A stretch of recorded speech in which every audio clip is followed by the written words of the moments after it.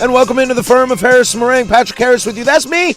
To my left out of the bullpen, well, that's the righty or the lefty, whichever way you want to call it. That's Stephen Vaughn right over there. Yo, what's good, guys? Casey Smith on the ones and twos. Stephen, thanks, buddy, for coming in today. Yeah, dude, I'm excited. Listen to the guys' show all the time. So anytime I can hang out with Patrick and Casey and be on the show, man, anytime, man. You know that. Isn't it kind of weird how a lot of us, because like Sprague will text me during my show, or I will text you during your show. Sometimes I text Isaac.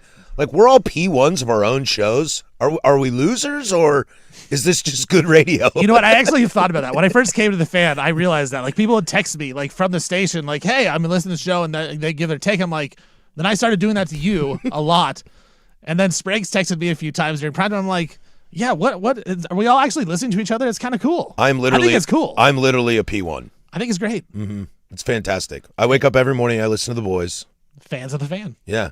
I probably listen to Luke's show more than anybody because it's in my time frame. Right. Even when he doesn't have the bonus hour, because, like, more often than not, Daddy needs a little beverage after the show, and I'll have a couple afternooners, and then I head home, and there it is, 2:00, and Luke Anderson's on my radio. Yeah, I on my way into work every morning, I'm listening to the Morning Fellas, and then before I leave every day, I'm listening to at least the first hour of prime time, and then if I'm not sick of it, I'm going to keep listening to the second and the third and the fourth hour. Same as these guys. It's not a bad gig. It's not a bad gig. And then during school time, when I'm dropping the kids off, it's way easier to listen to the morning guys. Mm-hmm. Dirt and Sprague. Mm-hmm. My kids are not P1s. When I drive around in the car with them, they're like, oh, God, please. I will say this. One time Sprague said something that was very inappropriate, and I'm pretty sure it should have been dumped, but it wasn't. And then calling out Swigart here. I don't know if it was or not. Swigart, I think, might have been out. It might have been Brandon or someone. I don't know. Maybe Casey filling in the morning. I don't know. But what are we doing here, Steven? I'm calling everyone out. Bus, push, adios. I have definitely missed a dump or two as a producer. Don't worry. It happens. But Sprague said something. Then my son repeated it to me, and I was like, dude, you can't be saying that. But he didn't know what it meant. But it had to do with the little tease. I think I was taking one of my girls to school, and I think the Sunrise guys were dumping all over T-Swizzle, and my girls were like, that's pissed. not okay. No. They were like, do you know them? And I was like, I could text them right now. They were like, give me your phone. And I was like, we're not going to do that. Ooh. Easy ride. Easy. So then I put on some, like, T-Swizz on the way to work and shut them up. What do you think of T-Swizz? I think it's fine. I think it is accessible, unoffensive music. I will say this. The music, obviously, it is what it is. I got 3 Swifties in my house, and my son can name more songs than I can. I love people that are at their best, and she at least writes her own music. Mm-hmm. And so I'll give her that. Like, a lot of people don't write their own music. So I'm going to give her credit for that. She does have help. She's got another writer with her, but yeah. For the most part, she's doing her own music, and I think that is great, not AI. That's why I love Gaga, because Gaga writes all her music and lyrics. Right. It may not be your cup of tea, it may not be your music, but I actually just respect it. It's kind of like the World Cup. Mm-hmm. You know what? I'm not the biggest soccer fan, but I can respect that it's the best of the best. Plus, Swizzle is super smart about marketing, yes, but also she'll take a stance when she needs to. You know, she's pro women's rights. She's pro voter rights. I do think she settled for Travis Kelce, though. I do think so as well. She could have got like a quarterback. Do you think she just wanted somebody that the really liked her? Taylor Swift settling, but the guy that she settled for is still one of the greatest to ever play. But he's a tight end, Casey. Tight end. I'm with you. And I also think, but it's still crazy that we're saying that it is settle. That's how big Taylor Swift is. He is maybe he's at least top 5 for sure. Tight end up there, yeah. I also think these days we like Jason a lot more than Travis. It also doesn't help that Travis is on the Chiefs. Right. Jason is the out of shape dad with the beard. Jason. How do I not relate to him? It's hard not to. How do I not relate to Jason Kelce? Yeah, my sister-in-law loves Jason Kelce. I believe her quote was hottest man on the planet. That guy took his shirt off in Kansas City at 10 degrees and slammed beers. Like, are you kidding me? I want to marry Jason Kelce. One of us. Are you going to buy any of the trash from their wedding? You buy trash? You can buy trash from the Swift-Kelsey wedding on eBay for thousands of dollars. No, but I did see, it wasn't The Onion, but it was one of those, parody accounts, and they were like, yeah, they're going to do a tour of their wedding in different cities. And I actually believed it for a second. I had to check the Twitter account. I'm like, okay, this is parody. Because are they making a stop in my city? Yeah, are they going to be in the Moda Center? Well, it would have worked, though. No. That's why you thought it was real. Right. I thought non-zero chance that this is happening. But then, of course, if it was going to Portland, it couldn't come because the renovations of the Moda Center are not happening. So we can't even have that. We can't have nice things, guys. Can't have the Travis Kelce Taylor Swift wedding. You can also, I believe, buy bags full of air from the wedding. Like they breathe the air. Yeah, like this was just the air of Madison Square Garden. So do you like open it and like put it right in your mouth? That's what I was wondering. And then just done. But then you're done with it. But or do you put it in like a glass case and it's like on your mantle? Right, like you proudly place that out there. Is that a wedding you want to smell the inside of? No. I don't think so. The wedding list of people that were there was kind of weird. Super weird. That's why I'm like, dude, there's referees there. Why does it seem Dean like Blandino? You can't do that. Why does it seem like it would be a smelly wedding? I don't need Blandino air, I can tell you that. My favorite was Mark Hamill, the great Luke Skywalker. And the Joker. Mark Hamill said, congratulations to Taylor and Travis on a beautiful wedding that I did not attend for personal reasons, but mostly because I was not invited. As Joel points out on the YouTube, they probably would have skipped the Moda Center. That's what I'm saying. Fly over. Fly right over. Fly over, yeah. They need the renovation. Go to Climate Pledge. Climate Pledge, nicer place. That's what I'm saying. Just being real. I know. Not bad. I think they put like $600 million into that place. I don't think so. I think they put like 1.5. All I know is Moda Center needs to get ready for the Travis Kelce Taylor Swift reunion tour. In 10 years, they renew their vows and they go on a tour. Don't even put that out there because that's gonna happen. If they're still together in 5 years, there's definitely some renewing our vows. I'm already seeing the jokes that are saying that the future albums of her are just going to be called Independence Day now because they got married on 4th of July weekend. I can't believe they didn't like live broadcast it like Charles and Diana. Right. When Prince Charles and Princess Diana married, that thing was all over TV. It's like a top 5 most rated television show in the history of mankind. Well, it's like they invited so many people and they made it really big, but they also tried to keep it like really private at the same time. You can't have a private wedding at Madison Square Garden. Right. But you can't like you couldn't take pictures, you couldn't do anything from the inside. And like you said, one of the greatest writers of a generation, you got to see how those vows were written. That's if I'm watching this, that's my biggest takeaway is seeing is Taylor's writing all that good. Ooh. Let's see how the vows. You think the vows stink, huh? I bet they sucked. Does she sing her vows? Corny. She like pulls out a guitar. You were meant for me. That'd be rough. Breaking out a tune. Do you think That'd be rough. Travis sung? I bet you he can't sing. I'm Travis. Do you think she Travis performed- Kelce Machismo? Shut up. Do you think she did any sort of performance at her own wedding? I think that is the performance. That is everything at that thing is scripted. Guaranteed it's scripted. My buddy, for the longest time, he said he wanted to perform at his wedding. He was like a fake rapper that, wasn't really a rapper, but he's like, I always wanted to be one. He's like, I'm performing at my wedding. I'm like, maybe not. He did it, though. I've been in multiple bands in my life. Had a very brief wannabe solo career.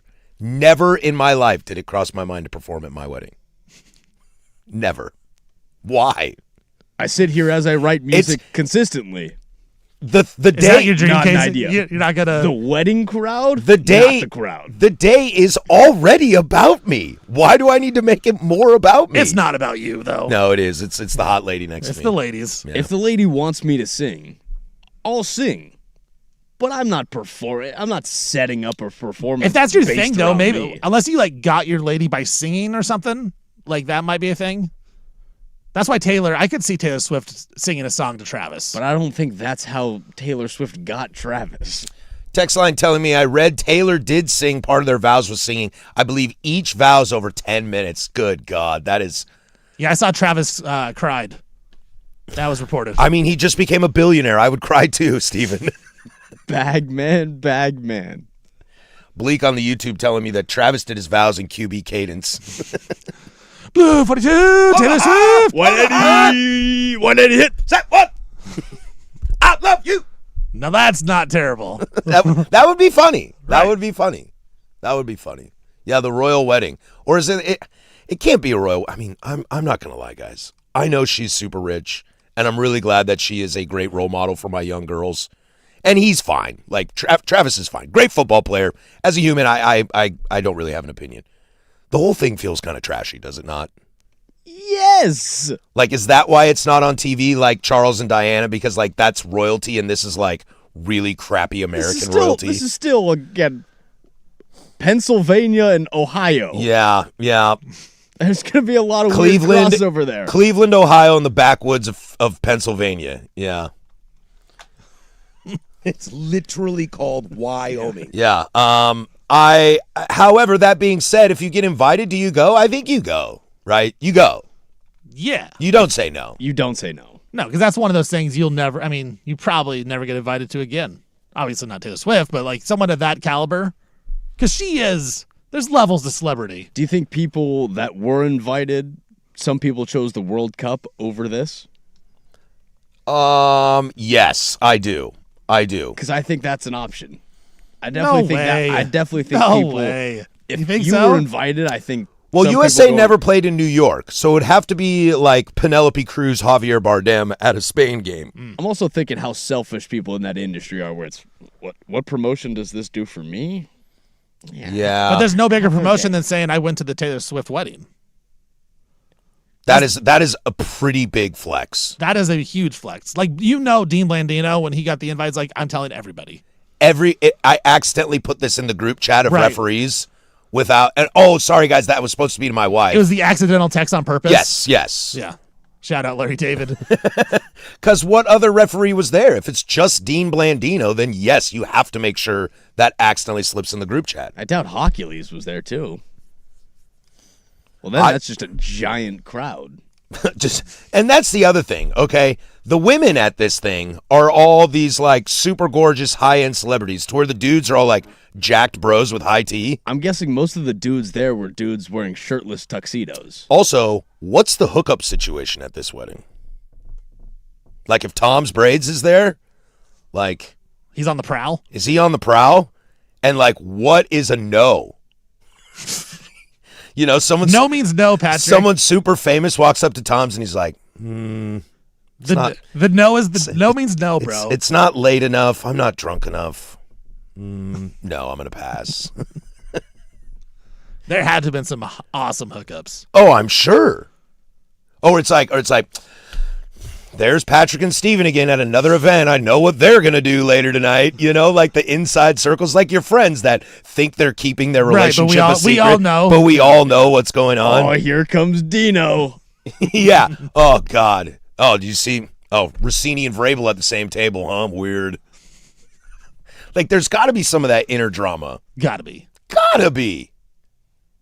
I wonder what Andy Reid's takeaways from the wedding are going to be.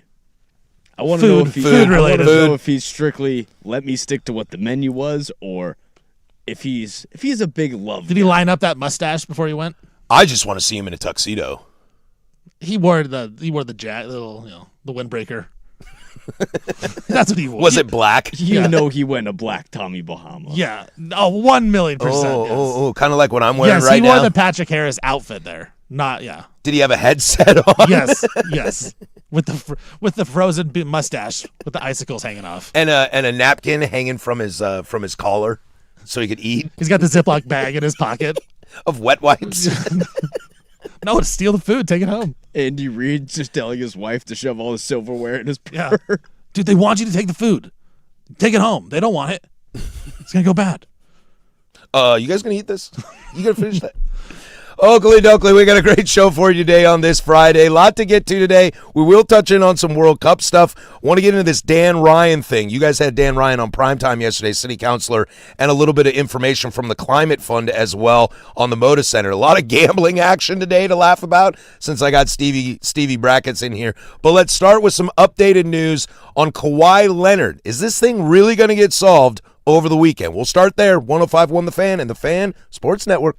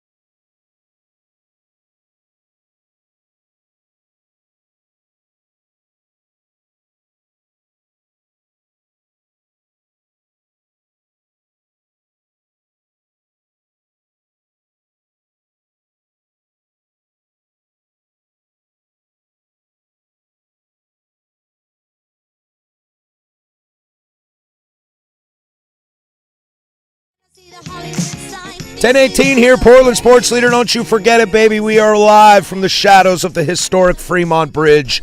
That text line we talked about, 503-864-6326. She'll let you interact with us throughout the entire day. You can also join us over on the YouTube channel. 1051 The Fan is the channel. Like, subscribe it, jump in the chat, be nice to each other over there. It's a Friday. Let's all be nice and calm and relaxed. Easy ride, easy ride. A lot to get to this hour. We'll have some fun with a little our first stop in the NFL in a little bit, as there's a backup quarterback controversy. And Stevie, I know you guys on primetime love yourselves some backup quarterbacks. We do. Who doesn't? It's one of my absolute favorite segments every year Right. of Can You Name All the Backup Quarterbacks in the NFL? I've never been a part of it, but I'm excited to be a part of it this season. We'll laugh about people being desperate for a bona fide Hall of Famer, the greatest of all time in the NBA. But let's start here with Kawhi Leonard. We saw the news yesterday that the trade has been put on hold by the NBA as they want to finish up their investigation of aspiration. Okay, why don't we just finish that then? I feel like Kramer on Seinfeld. What movie? Why don't you just tell me what movie you would like to see? Here we are, and so the trade can't be finalized until they figure out what's going to happen with Kawhi. And it sounds like this report, I'm reading probably an AR article from Sportsnet that says that a deal is supposed to be figured out by Tuesday. I mean, we'll see. But I'm kind of with you because for the Raptors had the ability to just push this thing through. Like they had the ability to say, look, we want this trade. We're willing to take the risk. Like we're going Kawhi, but it's been put on hold. It makes me think that the Raptors know Kawhi is going to get some type of suspension. Something's going to happen with Kawhi that's going to come down from the NBA. I don't know if it comes down by Tuesday, but I'll tell you what, I think the Raptors were trying to kind of sneak this by. Everyone just thought, we all forget about the Kawhi Leonard aspiration thing. And then it just kind of popped back up on us. I think the Raptors got a little scared about it. I mean, I would, but now reports are coming out that they're not going to do anything to Kawhi Leonard. And I feel like it's an Astros situation all over again, in the sense that the league doesn't want to fight the Players Association. And that's bullshit. Because you can't tell me if he's just innocent of all crimes. But isn't he? Isn't he kind of just innocent? I mean, he got offered money and just took it. If someone's going to give me money, I'm probably going to take it. Yeah, that's true. Like he doesn't. He doesn't argument. Care about the cap. That's the argument I tried to say yesterday. Danny's argument was, well, it's like a drug dealer. The guy who buys the drugs gets arrested, as does the person who sells the drugs. And look, I'm playing devil's advocate a little bit. I'm kind of with Danny on that one. I think Kawhi should face some type of repercussions on this, but at the same time, all he did was just take money that he got offered, and it was the Clippers that went behind it and said, we're going to give you this money because we don't want to pay it on the cap. We want to get other guys. The Clippers were the masterminds here, and Kawhi just is, just taking money and running with it. And it should be, once this story starts to trickle out more and more, and God bless the great Pablo Torre for being awesome about this, doesn't it make a whole lot more sense when Kawhi's like, if you're going to trade me, it's only San Antonio or Toronto? Because they already know how to deal with him. Right. They've probably already done this too. Yeah. It's like, Brendan Sorsby, he gambled at Texas Tech, never at Cincinnati. And they're kind of like, well, wait a sec here. Well, Kawhi's let's pull this back here, buddy. It's Kawhi's uncle, I believe, that kind of Uncle Dennis. Uncle Dennis, yeah. I mean, he's not the most guy in the up and up there. He's willing to do some shady things, without a doubt. And so, to your point, San Antonio knows how to kind of deal with him. Toronto dealt with him for the 1 year, and it turned out really well. They won a championship. Seems a little convenient to say, hey, let's just deal him to Toronto or San Antonio because they know how to deal with this guy. It's kind of crazy that Toronto and the Clippers were in a bagman war like it's Cam Newton transferring from Florida. Think about it, dude. That's literally what it is. So Mississippi State gets busted because they offered $750,000 to Cam Newton to go play quarterback there, and he went to Auburn for free. It reeks of that to me, where you're just kind of sitting there watching the situation. It's like Toronto got outbid because Ed O had a larger McDonald's bag for the Clippers. Right. And to one of the commenters pointed on YouTube there is, Kawhi probably asked for money. Like that does happen. Billionaires users don't give away money to people. Well, I think what it is, back to this Uncle Dennis thing, is it's not Kawhi asking for the money. It's Uncle Dennis. It's your fall guy. Yeah, it's your fall guy. So if anything comes out of it, you probably just got to say, Dennis, You can't hang around anymore. Well, and that way, if he gets questioned, he'd be like, dude, I don't know. I don't deal with this stuff. You'd have to talk to somebody else. They Right. have my routing number and my bank account. Which is all you need in a court of law, right? I mean, you don't know anything. I don't know anything. I don't know. How am I supposed to deal with this? I sign papers all the time. My lawyer puts them in front of me and I sign them. Did you read them? No. I'm dumb. Just get away with it that way. I don't know. Yeah, just play the dumb card. I think the most important part about the situation is it's unprecedented. Right. At least uncovered, unprecedented. That you have to set a standard here. And the problem is outside of maybe Donald Sterling, which was handed to Silver on a silver platter, pun intended, like, what makes you think Adam Silver will have a backbone to actually come down on this? I mean, Adam Silver, he is not about hurting the league in any way. He tries to help the league as much as he possibly can. We saw that in the finals with Victor Wembanyama. Like, they're taking away flagrant fouls from him. They're not calling stuff on him because they need him to play. And this has happened numerous times where the NBA has done this type of thing. So, yeah, I don't put it past Adam Silver to try to help it out. It does. Do you think that the Clippers are going to get punished, right? Like, they will get. They have to. They have to. Because back in the day, it was the Joe Smith thing with Minnesota. Mm-hmm. They got punished for that. They lost a couple draft picks, I believe. LA's going to get punished for sure, it seems like. Does Kawhi get punished in your mind? No.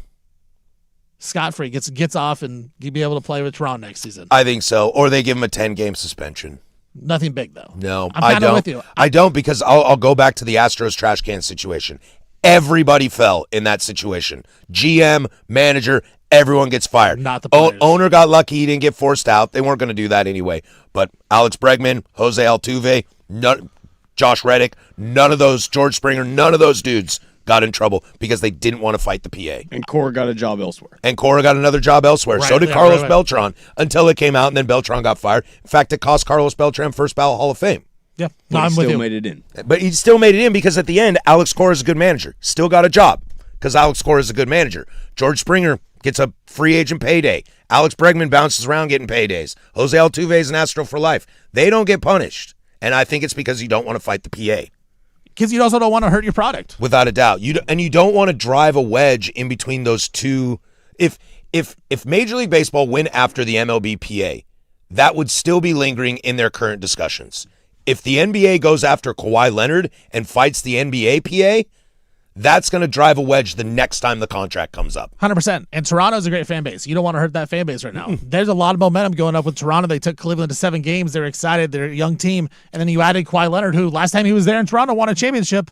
Those fans are excited. Guess what? You suspend him, you get him in trouble, those fans are going to be mad. No, you want to have the momentum built. I'm with you. Like, I just don't think the commissioners are in a weird spot because all these guys, there's so much money involved now that they make so much money. The NFL, NBA, Major League Baseball, college football, college basketball, they all make so much money.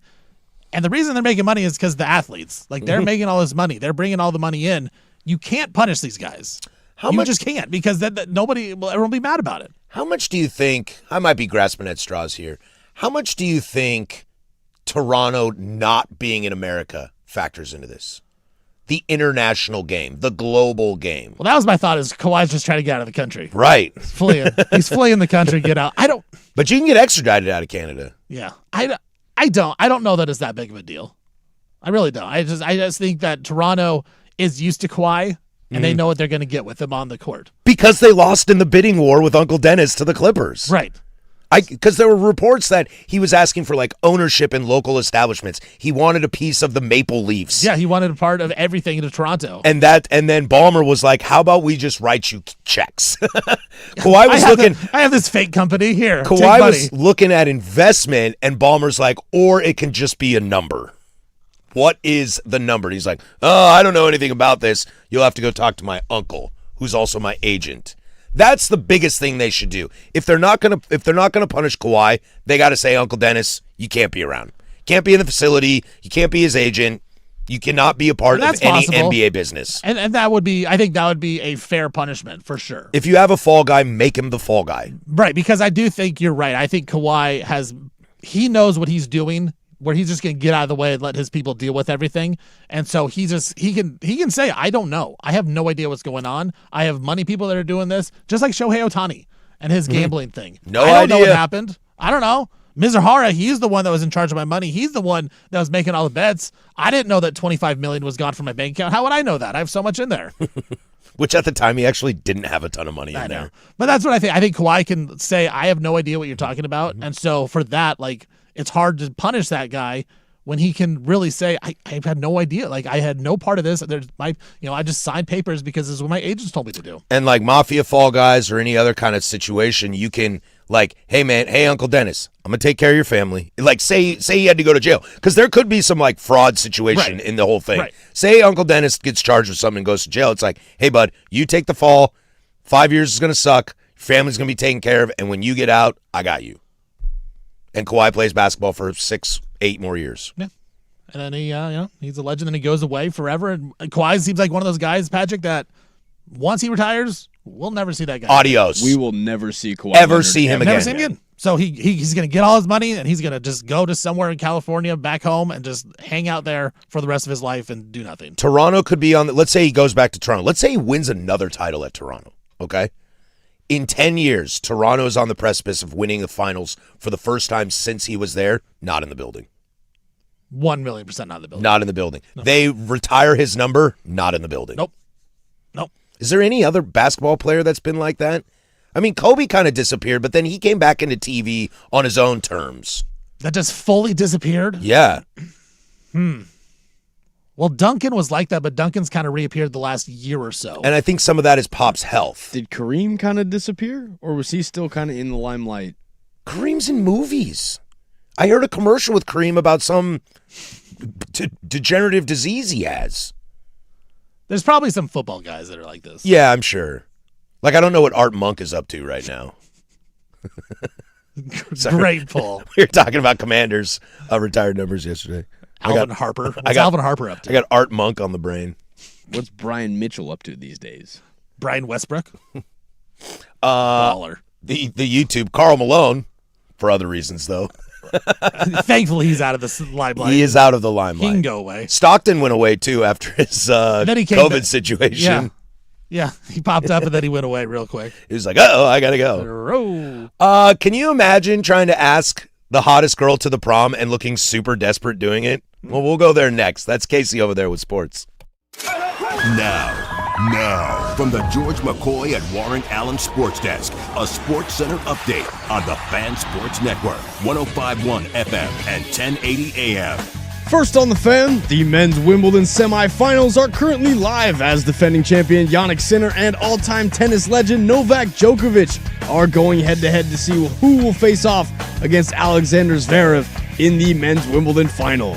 Zverev defeated Arthur Ferry in 3 sets early this morning as the final match will be at 8 a.m. on Sunday. Over to the World Cup as we have one quarterfinal match for you today as Spain will take on Belgium. Kickoff set for noon as the winner of this match will face off against France after France defeated Morocco 2-0 yesterday in New England. Your Portland Trailblazers begin their Summer League journey today as they take on the Phoenix Suns inside Cox Pavilion. Tip-off set for 8 p.m. as all eyes are set on last year's Blazers first-round draft pick, Young Hansen. Your Portland Fire fell to the Las Vegas Aces 88-80 inside the Moda Center last night as 4-time WNBA MVP Asia Wilson led the way for Vegas. She finished with 32 points, 10 boards, 3 assists, 2 steals, and 2 blocks in the 8-point victory for the Aces. Fire are back in action on the road tomorrow as they will face off against the Atlanta Dream at 1 p.m. Make sure to catch all of tomorrow's coverage over on 9:10 a.m. when pregame starts at 12:45. And for more sports scores and stories in 30 minutes, I'm Lowercase from the George McCoy at Warren Allen Sports Desk. Hurt, missing work, insurance companies acting like jerks. Don't call your mom. Call George McCoy at warrenallen.com. Your home for Seahawks football.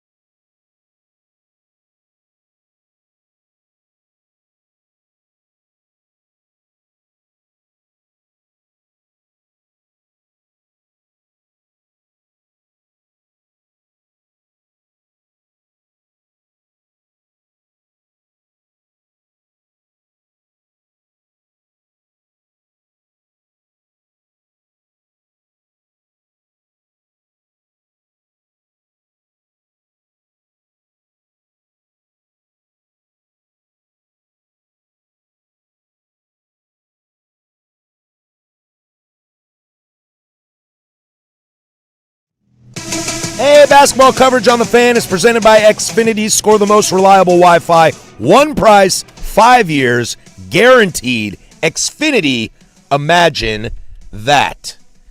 Imagine if you told me at some point, Steven, that the likes of Steph Curry, Jaylen Brown, these superstars in the NBA would grovel at the feet of a player to sign basketball for them.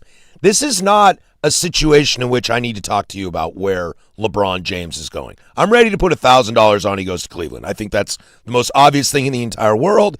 If you're doing a documentary about your last season in the NBA, why wouldn't you do it back at your home club that you won a title for? But watching Steph Curry and Austin Reeves and people on the golf course suckle up to the great LeBron James is nauseating. It's absolutely nauseating to me. But they have no other choice. I know, but it's just the way about they're going. Like, if you're Steph... I told you what, I listened to Steph's answer. Does he want LeBron there? I don't know. I don't think he does, but the ownership's like, dude, we need you to, like, make that Because he's phone like, call. we got golf courses. We got golf. You get to play with me. And this is what... Yeah, that's awesome. This is what LeBron has succumbed to? I need to offer you golf to come play here? Steph knows exactly what he's trying to do with that. It just seems also desperate to me. If LeBron goes to Golden State, pal, we're here for one thing. That's what I want. I will say I want him to go to Golden State or Miami. I think those would be awesome destinations. I think Miami would be the weirdest thing in the world, just having 3 giants and LeBron's the smallest dude.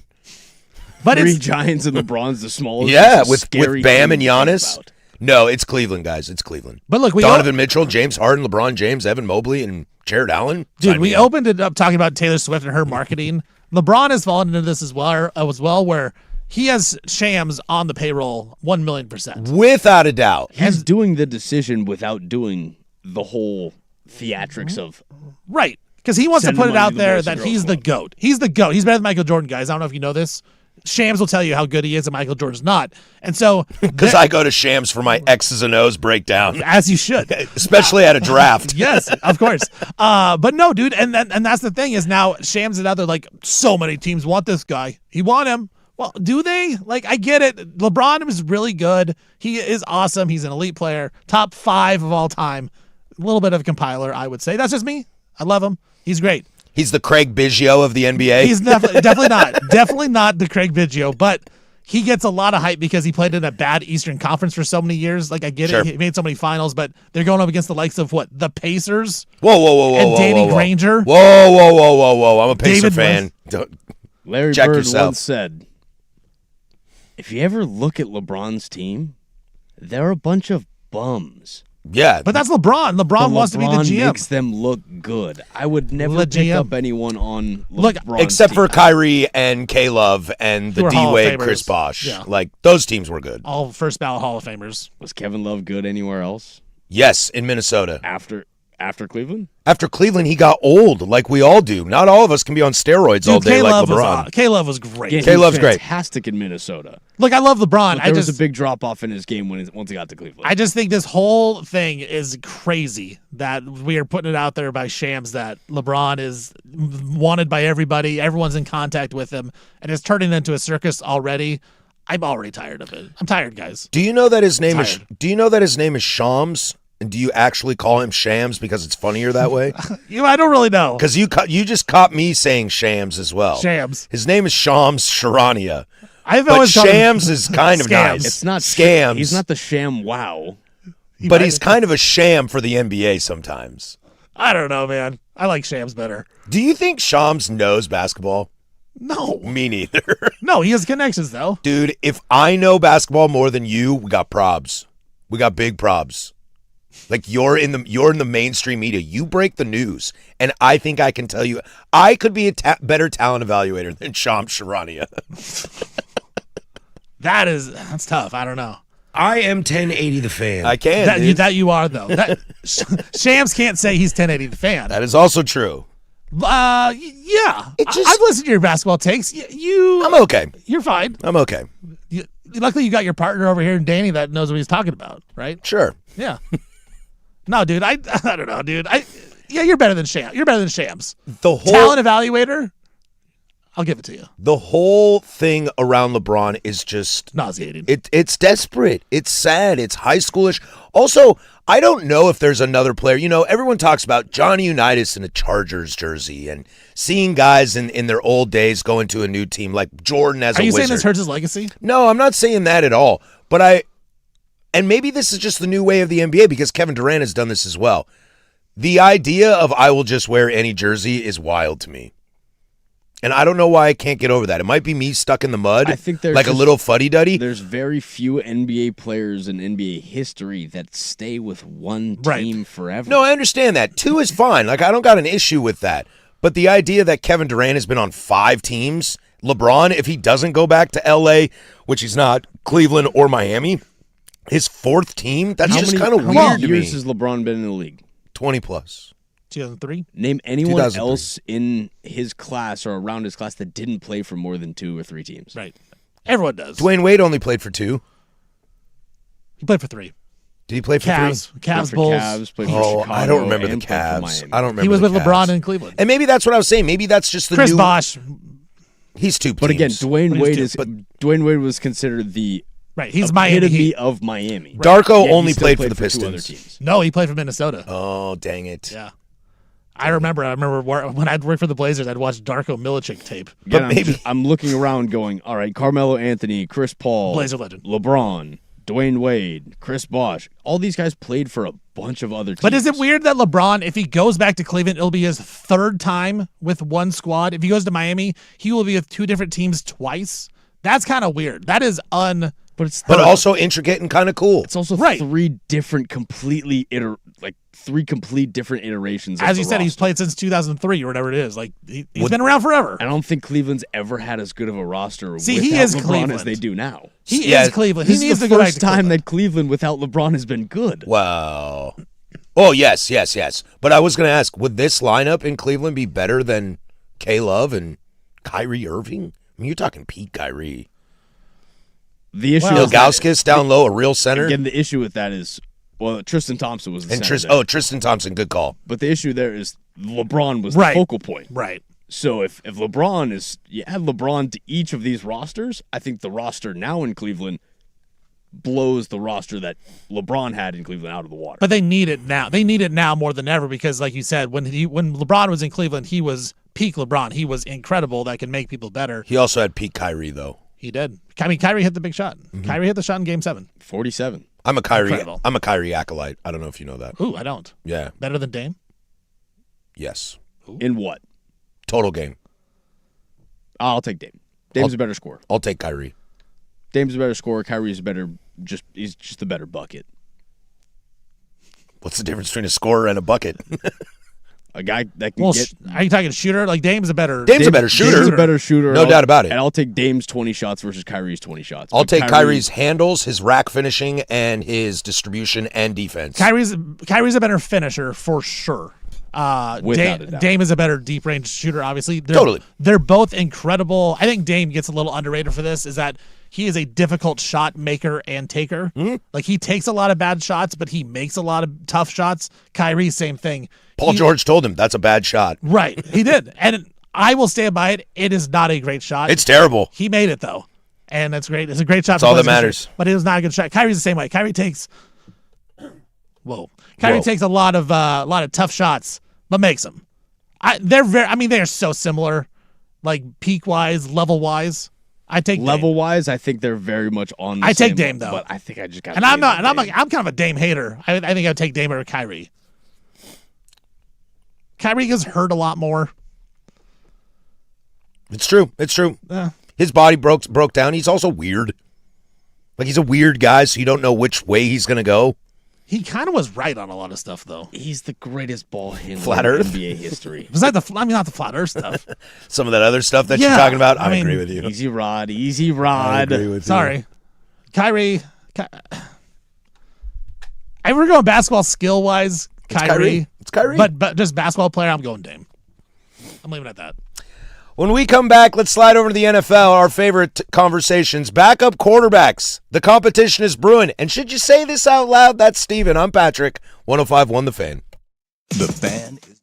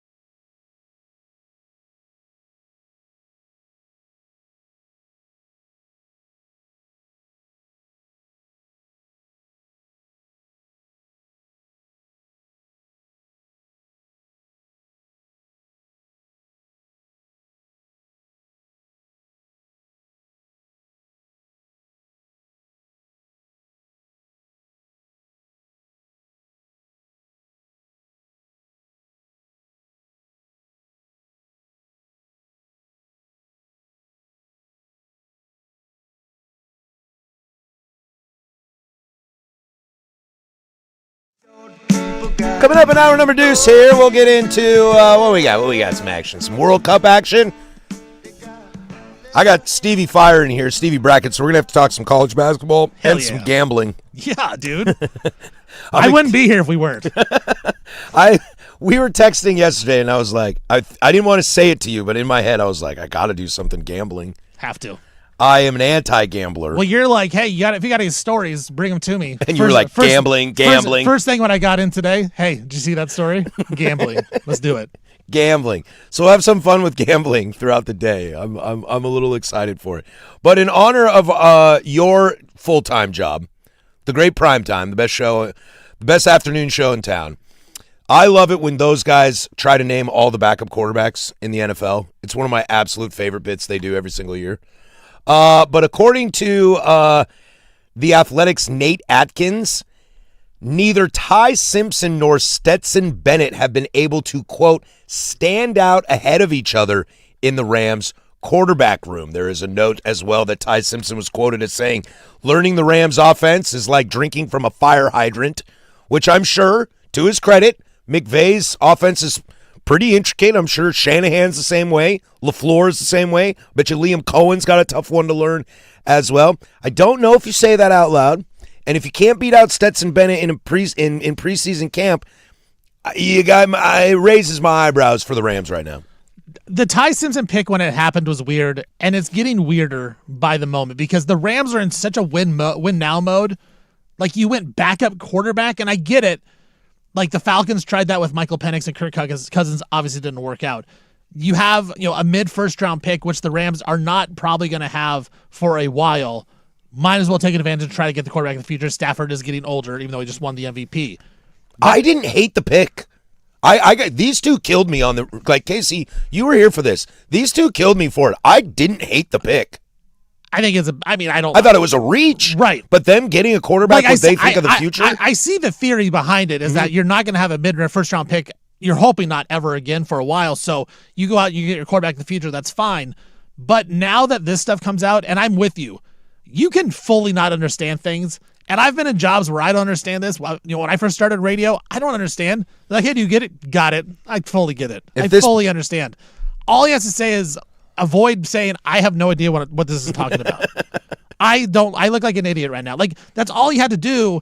And he decided to just go in and say, yeah, this is really hard. I don't understand. Like, that is the problem that I have now, is that you could have drafted somebody that could have helped you, but instead you got a backup to the backup, the assistant to the regional manager, and you wasted your first-round pick on it. That's where my problem is. Yeah, that's the only reason that comes back and bites me in the face, because I didn't mind it. I thought it was an overvalue for Ty Simpson, but I was like, I'm with you. You're not going to draft here ever again.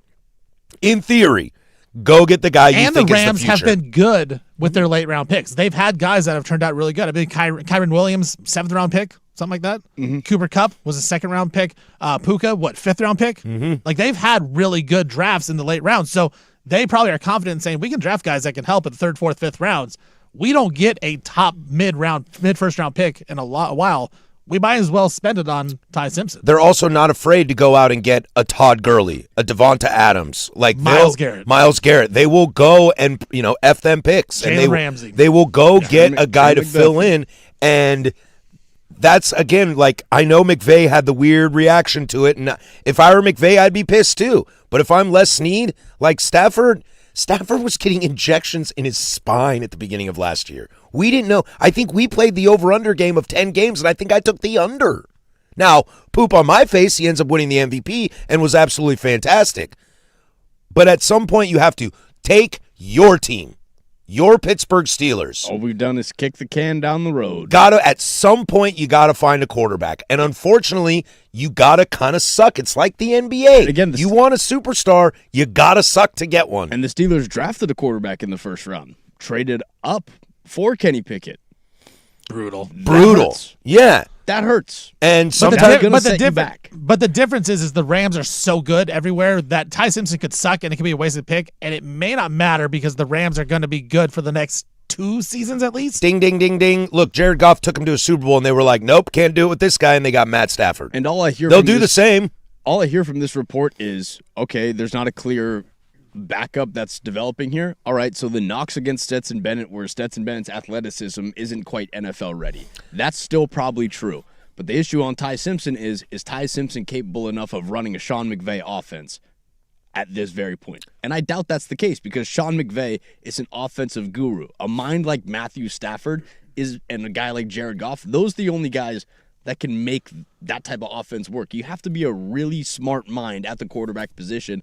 And as a rookie, I don't think Ty Simpson is just ready enough. To Casey's point, does it make it okay that Ty Simpson said this because it is Sean McVay?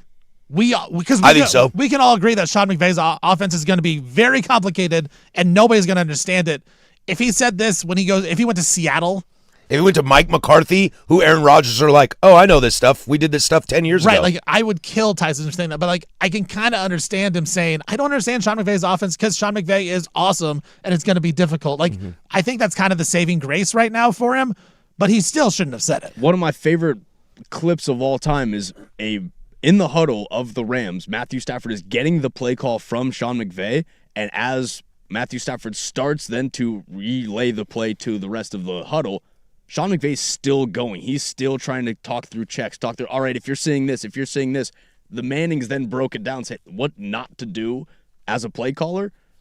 There are certain times where I can understand that Sean McVay can be overloading a quarterback's brain pre-snap and or just in a huddle where it can be difficult to decipher where I need to go, where I need to check, what's my read, what's my second read, this, that, and the other.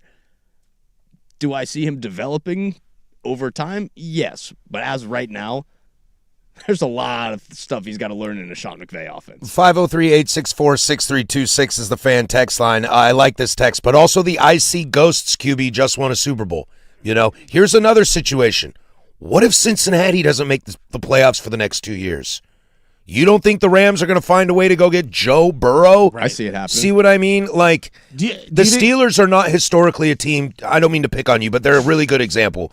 They're not historically a team that's going to go find a way to get a Joe Burrow.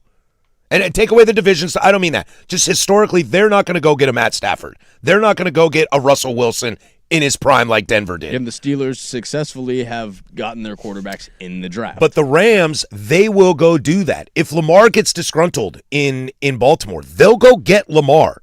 They're not going to put a Band-Aid on it with Tua like Atlanta. They will go find their guy. If Tyler Shuck becomes amazing in New Orleans and they still, blow chunks, they'll go get Tyler Shuck just like they got Matt Stafford. And that's probably what they're banking on. We think we like Simpson. We think we can develop him just like we did Jared Goff. And if he's not better than Goff, adios, we'll go get Joe. We'll go get Lamar. And if Stafford proves that he can keep playing for another 3-4 years and Ty Simpson's good, he has a good preseason, deal him off, get a second-round pick, whatever. Or you sit him like Phillip Rivers or Aaron Rodgers, Do you think Ty Simpson's the next quarterback for the Rams? Sure don't. I'm with you. Sure don't. I liked the pick at the time. I just don't like it being tied. I also like that you just throw Casey under the bus. You're like, hey, no offense, but I'm going to offend you. Well, I just... You know what I'm saying? I hate that he's a Steelers fan because... so unnecessary. It was so a personal attack. I hate that he's a Steelers fan because there's such a great example for a lot of NFL stuff that's good and bad. They refuse to tank. They refuse to fire their coach when he just is winning 8-9 games a year. They refuse to tank, so they kind of live in mediocrity, but they're a storied franchise that has a lot of history and a great fan base. That when they're up, it's awesome. And when they're mediocre, you're like, but why? But they're never bad. They're never bad. That's the thing. They're never bad. They're at least mediocre or elite. Road to 7. They also had Antonio Brown at one point and had him functional, where he was probably the best receiver in the league at that point. Without a doubt. Him and Calvin Johnson. Don't get him started on that. Don't hurt my. It's hurting my heart hearing those words. This kid lives in a world where the 4 years of Antonio Brown is the greatest ever. Yeah, he's told me this. AB, the best receiver ever. I can't do that. Numbers-wise, the numbers speak for themselves. That's fair. Again, you guys compare him to guys who are just so much more athletically talented than him, and he's just that good. I can't do this. We're not doing this. He was so good. We're not doing this. You know who is really good? Well, that'd be Kylian Mbappe. Let's talk some World Cup. Hour number 2, 105.1 The Fan. We're here with Ken.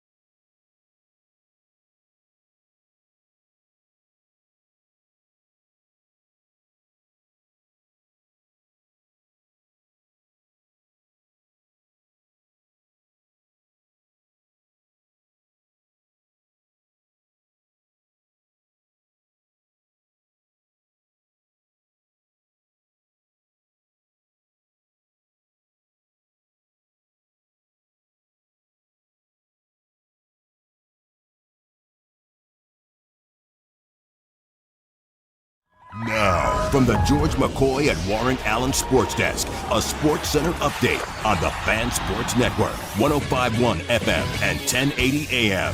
First on the Fan, the men's Wimbledon semifinals just wrapped up as defending champion Jannik Sinner just defeated all-time tennis legend Novak Djokovic as he will now advance to face off Alexander Zverev in the men's Wimbledon final. Zverev defeated Arthur Ferry in 3 sets early this morning as the final match between Zverev and Jannik Sinner will be at 8 a.m. on Sunday. Over to the World Cup as we have one quarterfinal match for you today as Spain will take on Belgium. Kickoff set for noon as the winner of this match will face off against France after France defeated Morocco 2-0 yesterday in New England.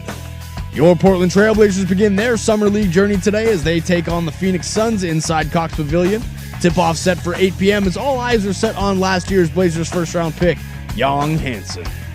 Your Portland Fire fell to the Las Vegas Aces 88-80 inside the Moda Center as four-time WNBA MVP Asia Wilson led the way for Vegas as she finished with 32 points, 10 boards, 3 assists, 2 steals, and 2 blocks in the 8-point victory for Las Vegas. Fire are back in action on the road tomorrow as they will face off against the Atlanta Dream tomorrow at 1 p.m. Make sure to catch tomorrow's coverage over on 9:10 a.m. when pregame starts at 12:45. And for more sports scores and stories in 30 minutes, I'm Casey Smith from the George McCoy at Warren Allen Sports Desk. Hurt, missing work? Insurance companies acting like jerks? Don't call your mom. Call George McCoy at WarrenAllen.com. The home of prime time.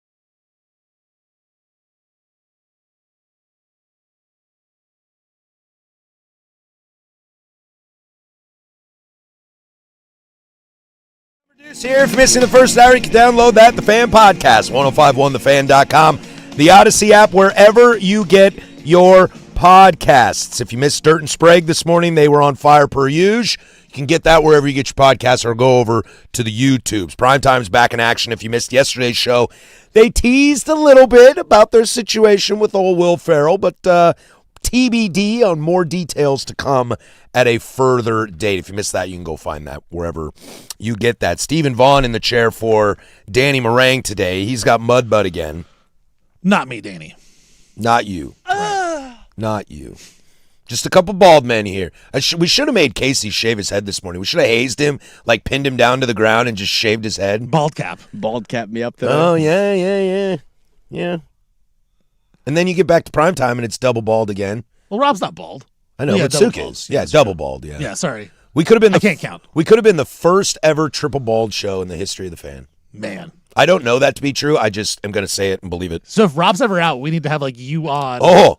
So it's Oh. Suk, you, me. Oh, dude, there's a lot of either high T or missing T in that Lot room. of bald. Lot of bald. Lot of bald. I never see your hair come out at all. I shave it every day. You shave every day. Every day because I'm very self-conscious about it. So my oldest son is 11, and when he was born, I still kept my hair, but there was a couple pictures where I looked and I'm like, dude, this is bad. And I didn't really notice it because like if you just, that's the thing, Casey, you don't know this. Where does it stop for you? Like where does it start and It's stop? the cul-de-sac. Yours looks just Okay. like mine. Yours is just like it's the mine. cul-de-sac. The Friar Tuck? Yes, it does not grow. George very the top. Costanza. Yeah. Can you believe that George Costanza got girls in the 90s with that haircut? Yeah, because he's famous and rich. Yeah. Rich and famous outdoes everything. Cash rules everything around me. But you don't know this, Casey. You don't notice how bad it is when you're just walking around every day. Even when you look in a mirror, you don't even notice it. But it's when you look at a picture and you see it and you're like, man, it's time. And I got so mad one day, I just shaved it. And then my wife was like, oh, that's not terrible. I'm like, all right, I'll take not terrible. I'm about every 5 or 6 days. This last time I was about a week and a half. I can get lazy. That's my problem. Like I just notice it. If I don't do it every day, I will know. Even if it's just one day. Like the other day, I wore a hat in here because I didn't shave my head. I went to the zoo. I didn't have time to shave my head before I took a shower. So I just wore a hat. Yeah, I notice it. I don't know if other people can notice it, but I know I do, and so it bothers me. I give you a lot of credit. I wear a hat every day because I'm self-conscious about being bald. I've really embraced Not just it. about like shaving my head. I've embraced it, but I think a lot of that has to do with the old show that I was on, with the bald guy. Yep. He really embraced it. And so I was like, It was the whole bit. It was the whole bit. It's his whole thing. And so I'm like, you know what? If he can do it, I can do it. I know. My wife, she pushes hard. To just have you embrace it. Just let it go. It looks fine, dude. I know, because I got a hat on. I'm also worried. Is something about this chair that's different than that chair? My head will glow on the YouTube. Just like the lights. Yeah, yours isn't too bad. I was just looking at it right now. It's not there's too a bad. little- Sook's not too bad either. Little thing there. But in this chair, dude, it's the holy man looking down on you. You're the man over there. Spotlight. France defeated Morocco yesterday 2-0, goals by Kylian Mbappe and Ousmane Dembele in the 60th and 66th minute. Steven, you were asking me in the commercial break, is France just going to win this whole thing? I think the answer is yes.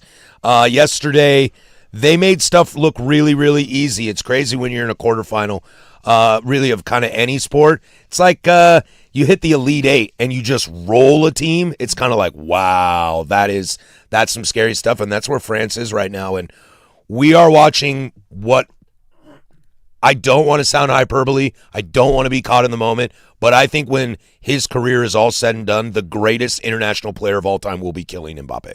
I don't think you're wrong. The second that he got the ball inside the box in the 60th minute, I went, it's a goal. Well, that shot was incredible because there's like four guys literally right next to him, and then another guy like right off to the side, and he just like kind of turned around and just shot it, and it was a perfect shot. He just like flung it up there, and it just went in. And again, it's not like he's not getting the treat. He has bodies being thrown on him every time he touches the ball. Yeah, don't forget last World Cup 4 years ago, he got his nose broken in group stage and wore a mask for the whole time. Yeah. Kylian Mbappe is, I believe, the only player to score a hat trick in a World Cup final and lose. I mean, he's going to be by far the top goal scorer in World Cup history unless... He's 27 and is tied with Messi. Right, unless something crazy happens. Unless Messi's got them robot legs. I mean, he might play in 4 years. I could see him playing another year. He might play in 4 years. I was talking to that with someone. I was like, you don't think Messi's going to play another 4 years? Like, he doesn't... He gives effort, He looks great, and he's looks moving great. very well. It's... he has mastered the art of just... finding his spots. It's what he did at Miami. When he came over, I'm the Timbers guy. When he came over to Miami, he was like, guys, I can't run for 90 minutes. I just can't. My body's not going to keep up with it. And he was never a big runner. He was always a good space guy at his Barcelona heyday and his earlier Argentina days. But he would still move all the time. He got to the MLS. It's a slower league, so he was able to kind of slow himself down. And then when it's on the World Cup stage, it's like, all right, I need you for 3-4 weeks to still do your wander walk around thing and then go. Let me ask you this about France. So Sure. you said France you think is by far the favorites to win the World Cup. Mm-hmm. Is this an all-timer? Is this an all-time World Cup team, or is this just France is better than everyone else in the tournament? Because this tournament, I will say this. Look, they added more teams this year, which I was like, I'm not a big fan of expanding the field, but it worked out. It did. Because a lot of these lower teams, the Cape Verdes, even I believe Egypt was a good run. Right. There's a couple of really like smaller countries that got draws with teams early. Is it France is an all-timer, or is this kind of just one of those tournaments where everyone is kind of the same, but France is just higher up than everybody? So it's almost like a mid, like the rest of the field is kind of mid, and then France is good, but they're not elite. If I can have my way, and the Final Four is France, Spain, Argentina, England, with a France-England final, no matter who wins, this will be the best World Cup I've ever seen. As far as the best team, France could argue it. Brazil 02 is really good. Germany 14 is really good. That No Germany love to 14 the team Italians. was very dominant, but in terms of all of the matches, if you take the U.S. out of it, because I know that'll probably dampen the parade. But they play Spain in an hour. What are you talking about? I didn't see him lose to Belgium. If I didn't see it, it didn't happen.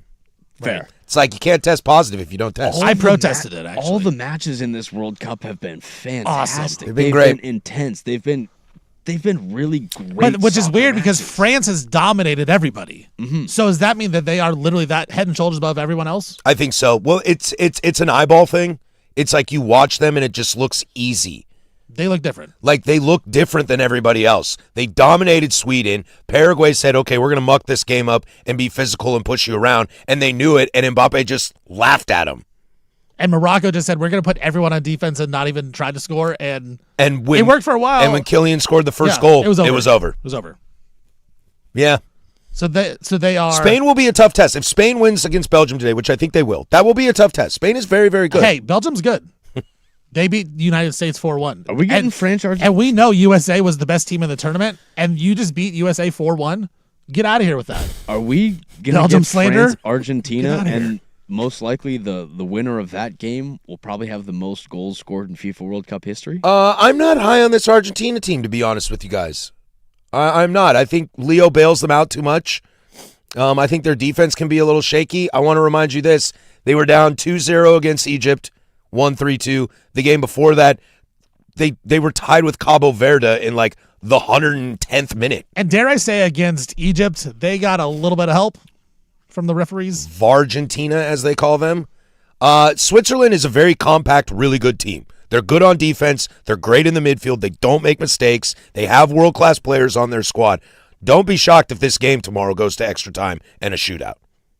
Don't be shocked. Argentina's... But I still think that favors Argentina if that's the case. Sure. Because you have Lionel Messi. Yeah, you have Messi, who he's already missed 2 PKs, though. Yeah. I'll give them the benefit of the doubt on the goalkeeper. As much as I hate Emiliano, he's good. Did win the Golden Gloves last World Cup. Remember, he's the guy who had it and did the hip thrust in Qatar. I hate that guy so much. I'm really torn. He said, because he plays for Aston Villa in the Premier League, he said if Argentina wins the World Cup, he's going to retire and never play football again. And part of me is like, go Argentina. But the other part of me is like, I don't want that guy to have 2 World Cups. Argentina's become the villain, man. Outside of Messi, they're a villain. I'll give you that, yeah. Yeah. Because people love Messi. They do. Does that mean France? Dude, Kobe acolytes, Messi acolytes are something Casuals whole like different. me love Messi. Yes. So again, if The Argentina's Ronaldo- the villains, We hate Ronaldo. The Ronaldo acolytes are the iShow speeds of the world are obnoxious.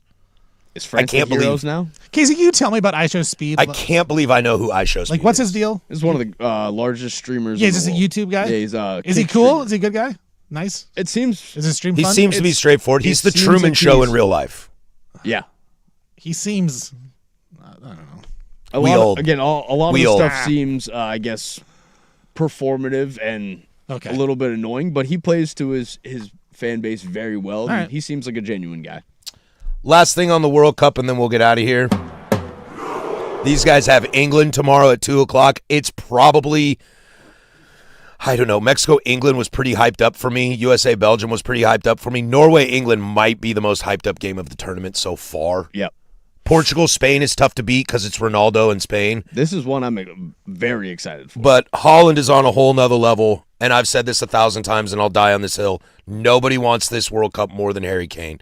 None of these teams are more desperate to win a World Cup than England. It's not even close for Look, me. as an amateur watcher of soccer, to me, and I'm with Casey, like, every match that I've watched has been incredible. I've watched most of the matches, actually, that have happened so far. To me, France and England seem like the top 2 squads. France and England, Yes. I think they're the collision course. I think those are the 2 best teams that are in it. Because I think Argentina has scraped by a couple different times, and England has as well. But that match against Mexico, in Mexico, like, everyone wants to just murder you, and you went in there and you got up 2-0, and then you held on at the end. Like, Even that with was, the red card. Yes, that was very impressive to me, and I think England is the second best squad besides France. What would this do to France if they lost this? Because if they say they get to the final and lose it, they will have won it in 18, lost in the final in 22, lost in the final in 26. 3 World Cups in a row is pretty impressive. That's like Brazil 70s stuff. But I die on this hill. Look, I don't think Switzerland's good enough to win the World Cup. I'm sorry, I just don't. I don't think the same either for the United States. I mean, Belgium. Hey, I think Norway is a fun story. I think they are very good and underrated, especially from their FIFA ranking. I don't think they're good enough to win the World Cup. Spain won it in 10. France won it in 98 and 2018. Argentina won it last year and in 78 and 86, if my math is correct, if my memory is correct. England won it in 66. There was 12 teams. It was in England. No African teams. That country is desperate to win this. I don't want to give them the kiss of death because I'm semi-rooting for them. Do it. No, I'm not going to do it. Do it. No, I'm not going to do it. All right, England's going to win the World Cup. It's coming home. peer pressure. There we go. You can put it on the board. Oh, boy. Sorry, guys, to all my England friends out there. Whoopsies. When we come back, it's time to talk gambling. What better way to fix an addiction than to bring you right back in? We'll go there next. 105.1 The Fan. The biggest.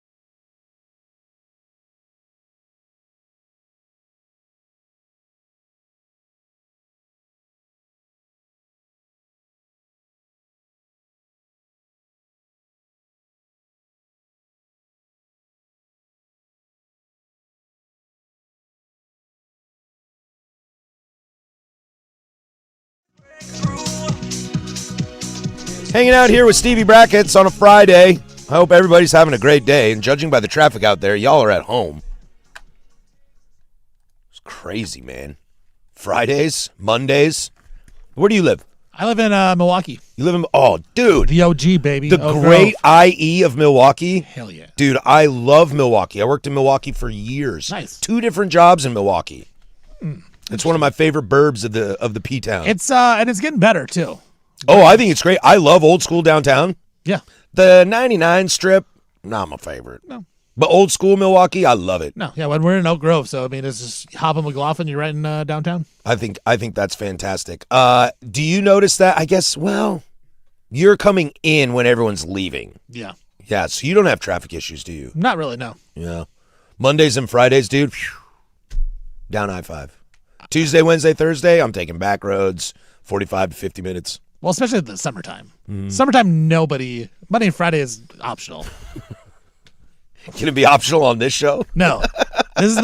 We chose the wrong profession, fellas. No kidding, dude. Apparently everyone but us doesn't work on Friday. Like, our jobs are great. Let's not forget about that. Let's not bury that lead. Our jobs are fantastic. However, the Friday, Monday mail-in situations, we don't have. Dude, and like my wife, she works in education. My brother's a My wife teacher does as well. And it's like during the summertime, they're like, hey, what are you doing on Thursday? Working? Yeah. What do you think I'm doing?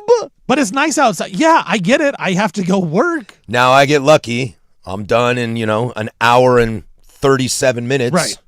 38 minutes. I'm looking at the wrong clock. Where I'm done at 7 o'clock. Yeah, So that's people are- tougher. So like, my brother will set things up, be like, hey, party at 6 o'clock. Can you make it? Well, yeah, I'll be there when I can. Let me put it this way. I do come to work a lot earlier than you do.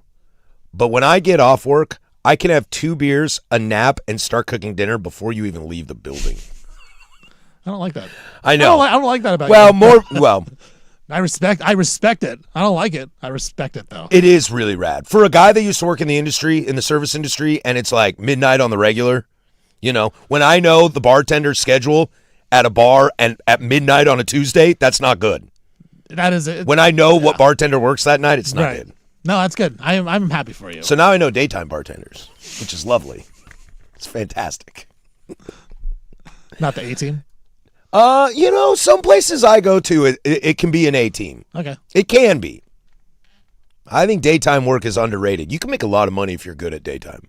Because a lot of people that do daytime, it's like their one daytime shift a week, but they have 3 or 4 nighttime shifts the rest of the week. And the daytime is like, I'm just here for hours. I don't care. Right. I'll do some prep work and clean. And it's like, or you can hustle and make money. Well, you also can stand out. Like you said, if you do a good job during the day, you stand out. I want to be the place that everyone comes for lunch. Right. That's the firm of Harris and Marang. Today, Vaughn and Marang. I mean, Harris and Vaughn. I want to avoid people at all costs. That's why we just talk to them. Right. There's nobody here. I don't even know if this is going on the air. They could. Is everyone hearing me? I don't know. I have a feeling that none of this is real and everyone just does it to placate me. Right. You don't actually work here, bro. No. But it just make me feel better.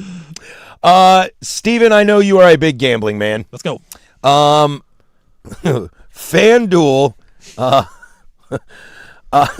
don't even know where to start with this thing. This is such a ridiculous story. So there is a user of the FanDuel experience who lost upwards $1.2 million. Is that correct? Yeah, 1.2 mil. And so because of all of that, they sent him this from Bryce Harper from the Philadelphia Phillies. Hey Terry, what's up, brother? Hey man, your host Brittany from FanDuel wanted to make sure your Thanksgiving was extra special. So I just wanted to hop on here and wish you and your family a wonderful Thanksgiving. Tell I said hello. I appreciate all the support through the years, and I just hope you have a great day. Enjoy it, and we'll see you soon. Bye. And that beep was the kid's son. Right. We don't want to. We don't want to dox the kid. Yes. The concept of you have lost $1.2 million, and because we love you so much, here's a private message from your favorite player on your favorite team that you've lost a ton of money gambling on is wild to me, dude. This is a serious problem, and I know you're going to laugh at it. I'm with you. I think this is absolutely insane, first of all, that they did a cameo with Bryce Harper, and they sent to this guy because he lost $1.2 million. Like, is that supposed to make you feel good? Like, oh, cool, I lost all this money, but I got a personalized message from Bryce Harper. All worth it. Hey, guys. Oh, big gulps, huh? All right. Well, see you later. Yeah, dude, it's like, I need to get out of this, and Bryce is like, nah, dude, Well, man, we think apparently you're the doing guy great. lost all the family's life savings too, like all of it. They lost everything, but he got a message from Bryce Harper out of the deal. Seemed like a good deal. As a gambler, I think this is crazy, and I think this is predatory. Like they are. I think all these gambling companies are predatory in general because they always are pushing the parlays, which are by far the worst bets you could possibly make. Like you're not going to win. I'm just telling you right now. You do parlays, you're not going to win. Parlays are for suckers. Right. Quote Isaac Ropp to me one time. Yeah, you are not going to win. It's a lottery ticket. That's all it is. You're not going to win just betting straight up either. That's why you just do it for fun. I hate the fact, as a gambler, that a lot of people are now programmed to think the only way we can enjoy sports is by gambling on it. I hate that. Because I don't. I can still find love in watching things and not gambling on it. Now, I went to the Portland Fire game last night. I bet on it. That being said, I did the opposite. Having said that, without a doubt. I did without a doubt. But I want to get this from Patrick's point of view, Patrick, because when I heard this, I actually thought of you because you are not a gambler. No.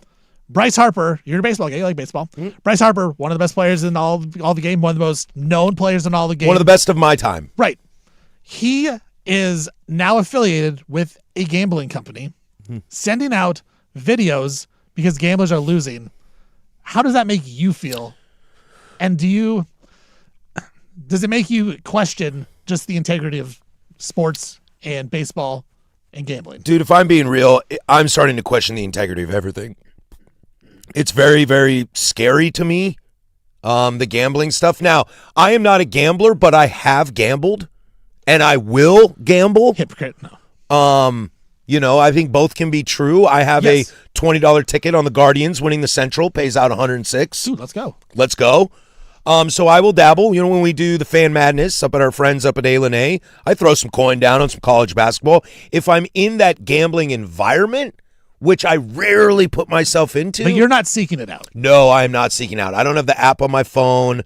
I talk about lines and betting favorites on this show because I think a lot of our listeners are gamblers. It's a tool. When I see this stuff, it reminds me of kind of like you were talking about watching games only because you have money on it. It reminds me a worse version of fantasy. Now, I play fantasy baseball, but I watch baseball games that I want to watch. If my team is not playing, or if they've played and it's over, or they're getting blown out or something, I look at pitching matchups and that's the game I want to watch. But when you see somebody who wants to watch the Titans versus the Jags 5 years ago when both of them are awful because he had to spot start Ryan Tannehill, it's like that is some degenerate behavior that I cannot support. Why would you do that to your eyeballs when Josh Allen's playing Lamar on the other channel? Why would you do that? Titans made it to an AFC championship 5 years ago. Okay, well, thanks, Casey. Bad example. Jeez.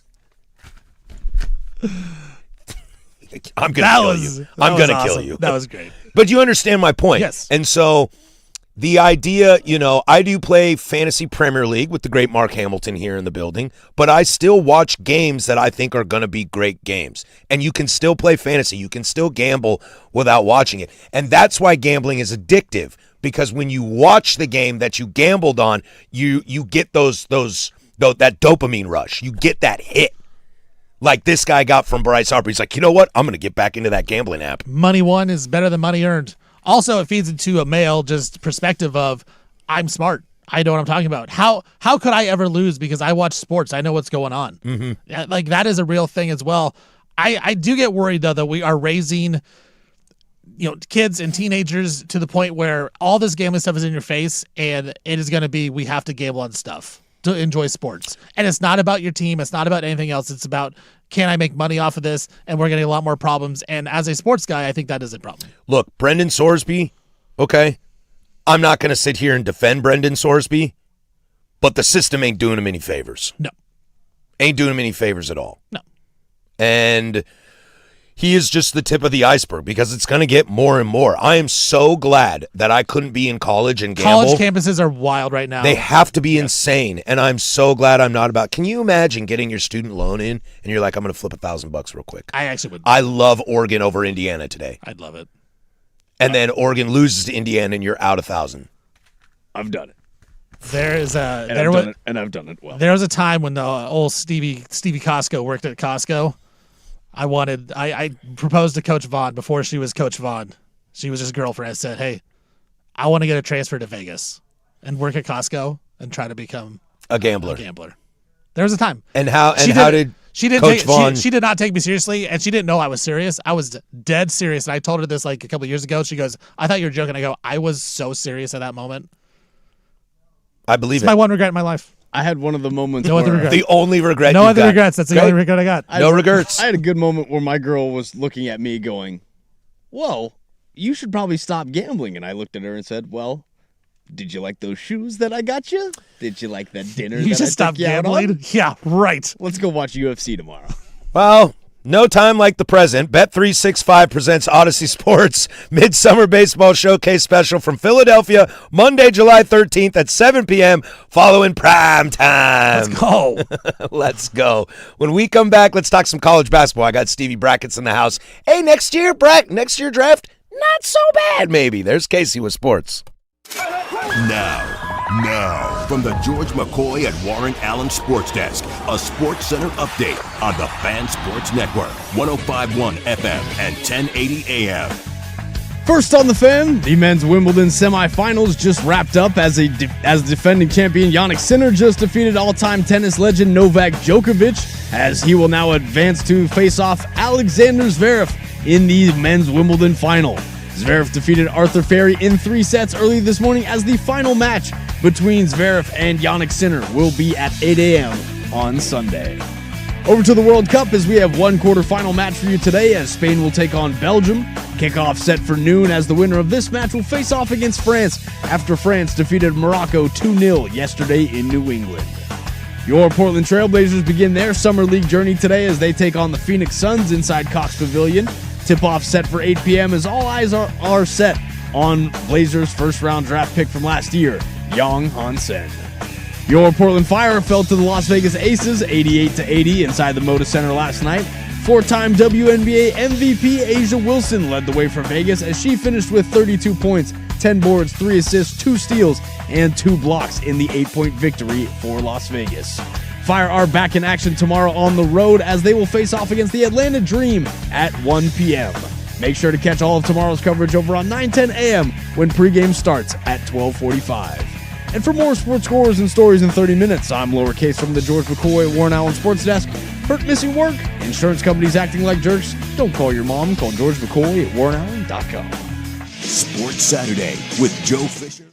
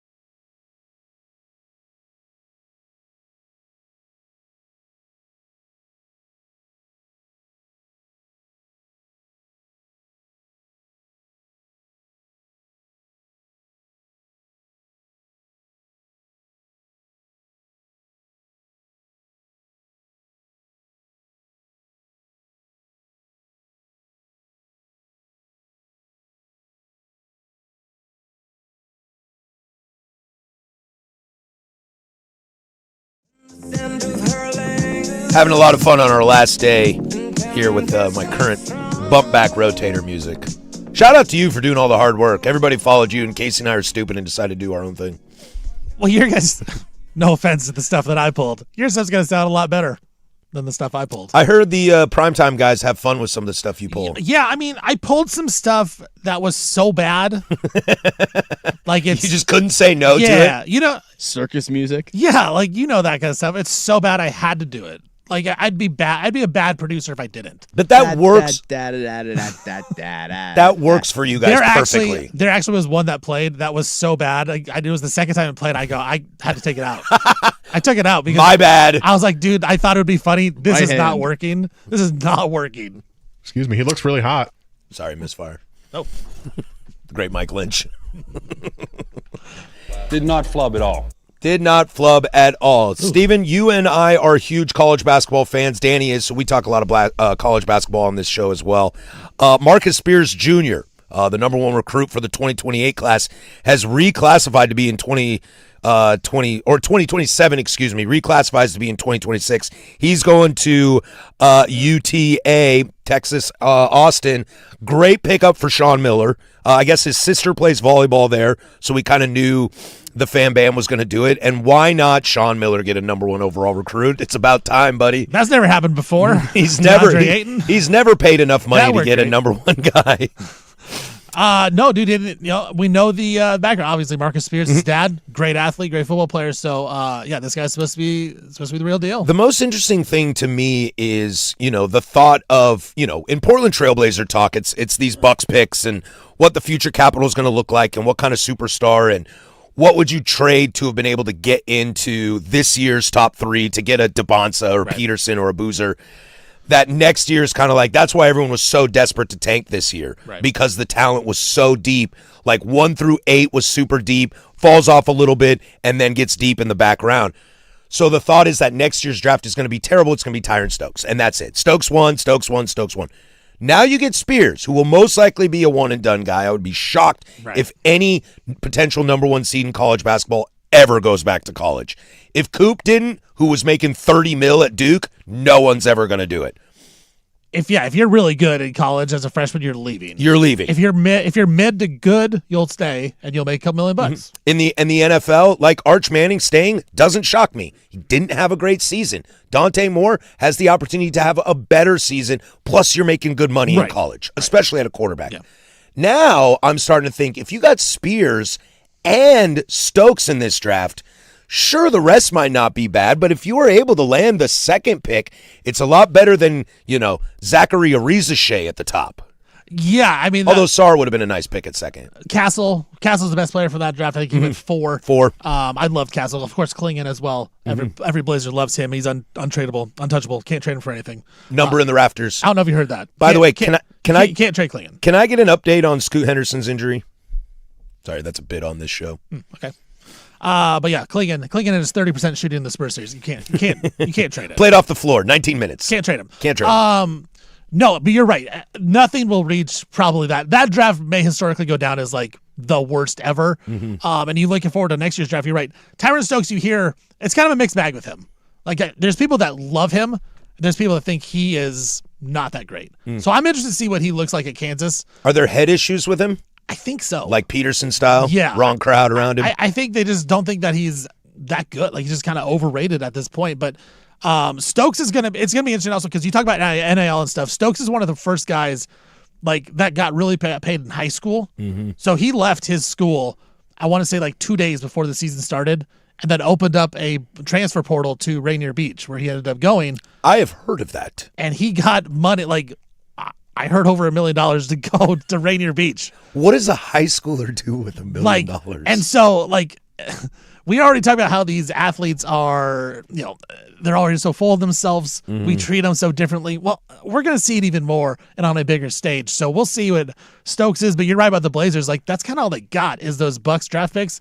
So they're banking on it. And you better hope one of these guys turns out to be really good and you get lucky, get one of those top 3 picks. Yeah, I think Danny was telling me that 2027 and 2028 drafts are supposed to be pretty great. I don't know how we're going to know that based on It's hard to know. Like, based on, guys that are 15 years old right now. But you saw the kid, I can't pronounce his name, the European kid that went to UCLA. Yep. If you're going to start seeing professionals go to college and then jump in the draft, and we've seen them take the Illinois guys, for example, drafts, I think, up top might get deeper in terms of playable talent right away. It might have less superstars. You might not have your DeBonsa, Peterson, Boozer kind of situation, or your LeBron, Dwayne, Carmelo, Bosch kind of situation. But you're going to still get more high-caliber starting players in drafts from college basketball if the Euro kids are coming over. And the best part about it is a lot of these guys, they're staying at least 2 years sometimes, so you get an extra year of just seeing this guy play. Because a lot of times back in the day, you had to draft high schoolers, you had to draft guys after 1 year, and we really didn't get a good grasp on it. Even go back to Kyrie. Kyrie played like 15 games in his first season at Duke and then left to the draft. But you had to take him number one because you're like, all right, like we see this guy, we see the talent, we have to take him. Where now these guys, they're willing to stay an extra year and get $5-6 million and go back to school or reopen their portal and go to a different school and get that money. And you talk about the European guys, they're looking at this as a great situation because they can go play overseas over in Europe, but you're playing against grown men that are like 27, 28, 29, just grown man strength. You're 17, 18, but I can go over to the United States now. I can make $3-4 million. I can get all the publicity. I can get all the eyeballs on me watching me when I'm the 1 seed at UCLA in the NCAA tournament. Now I'm going to go number 1 in the draft, or I'm going to go top 5. Or if I'm only okay, I can come back to college another year, make another couple $1 million, and then when I graduate, I go back overseas and play. Like the fact that NIL has opened up the European pipeline, I think is huge for not only the game of college basketball, but the NBA as well. I also think it's huge for the game of college basketball too, because I think the European mindset is way more open to the idea of coming back. Like you could be a top 10 pick, top 20 pick, first round pick, and that European player is more likely to stay than an American born player. And I think that's just cultural mentality. I don't know how necessarily to describe it, but it's going to benefit college basketball because if Cooper Flagg or Carlos or Cam Boozer, for example, DeBonsa, I held out hope that DeBonsa would stay just because BYU loves him so much, and especially if he can't go to Utah, it's like, dude, just go back and make $15 million. But if he's not going to do it, Coop's not going to do it, who after endorsements made like 35 at Duke, no American-born player is going to do it.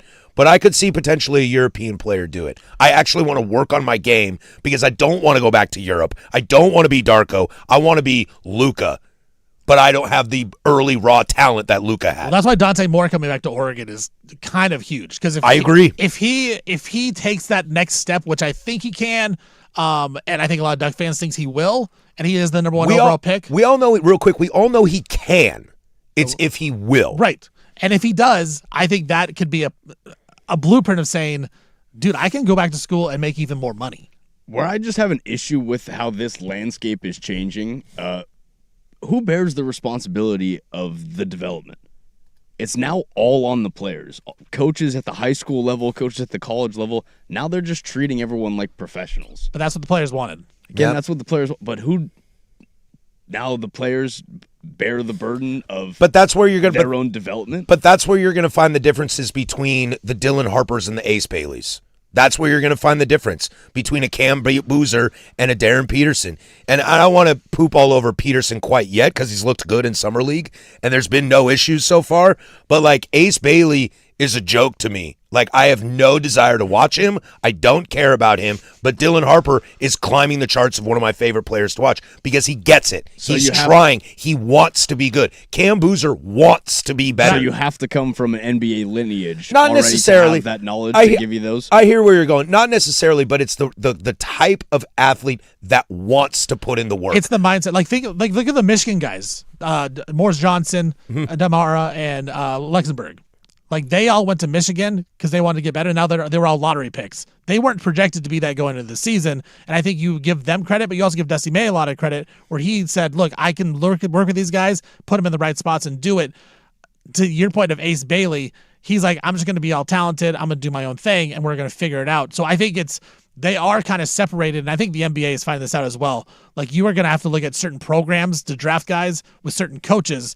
And it is a lot on the players, though, to your point, Casey. They have to figure it out, but they have to want it. A lot of these guys are going to treat this as, well, this is my professional. This is all I'm going to make, and I'm going to take my money and run. But with the NBA, the age is only getting younger. So now you're putting this burden and this responsibility on 17-year-old kids. Yeah, but I don't think Cam Boozer is going to be a bust. I don't think AJ DeBonce is going to be a bust. But that's why I think only the top of the top are leaving. If you're not going to be a top 10 pick, you're going back to school. Without a doubt. If you're a freshman, because you can make $3-4 million. Look at the Calipari model at Kentucky and now at Arkansas. He's making you ready for the NBA. And the guys that don't hit from Calipari are either due to injuries, Derrick Rose, or to being head cases. But John Wall was pretty good until he wasn't. Right. Devin Booker is still pretty good. Cat is the second most famous person in New York behind Jalen Brunson. These guys work out. The Shaden Sharps of the world who played a practice and clearly might not love ball as much as everybody else does, that gets exposed real quickly. And I think those guys are going to be vetted and seen in the draft process more often than not because it means so much more now. We saw the number that I saw, I can't remember the exact number, but it was the lowest amount of underclassmen that had declared for an NBA draft in like a long time this past year because guys were going back to school. And I think for the NBA game, that is good because you always want more sample size. You want to see more tape on all these guys. So 15 guys in a $20 million roster. Right. College football has 90 guys, and that's a $30 million, $40 million. And the thing about it is I love college basketball. You love college basketball as well. The number one complaint about everyone has back in the 80s and 90s, we knew these guys. We knew these players. Well, now some guys are going to go back to school for 2-3 years. You're going to recognize players. Also, we still know who AJ DeBonce, Darren Peterson, and Cam Boozer are. Right, but if you're an Illinois fan, you're getting Merkovich, you're getting Stojakovic back, you're getting Ivicic back. That is pretty cool. They're going to be good. They're going to be good. You're getting guys back, and so I think football, the really good football teams, the really good basketball teams are going to have guys that come back for 2-3 years, and we're going to find a little more love with them. I look at Oregon. Dante Moore is like a Duck for life now because he came back for one more year. Where Dylan Gabriel, is he a Duck? Nah, he's a Sooner. Right. For me. Bo played 2 years at Oregon. I call him a Duck. I call him a Duck, yeah. Yeah, so I think it's really interesting. And you'll still get the Justin Herberts of the world that were there from the whole time. Web Gems is next. Everybody's favorite, 105.1 The Fan and the Fan Sports Network. Prime Time with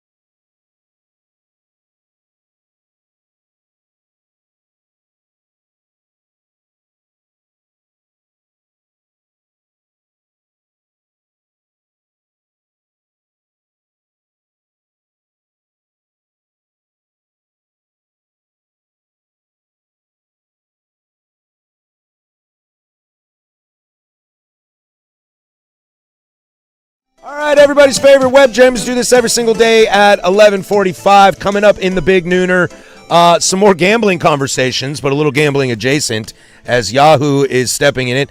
College football playoff news, along with, let's get into this Dan Ryan audio. He was on primetime yesterday, and I've got some interesting news about the Climate Fund. We're going to talk more Moda Center for you Blazer fans out there. But Web Gems comes to you today via courtesy of one boomer. Not a boomer, the boomer. Did you see Boomer Esiason's comments on Caitlin Clark's physicality being thrown around in the WNBA? No offense to Boomer Esiason. I try to ignore what he says. When you said boomer, you want to know what my first thought was? What? Chris Berman. Ah, really? Oh, the real boomer. He's The real boomer. That's my boomer. That is my boomer, too. Always going to be my boomer. Boomer Esiason, not my boomer. Not my boomer.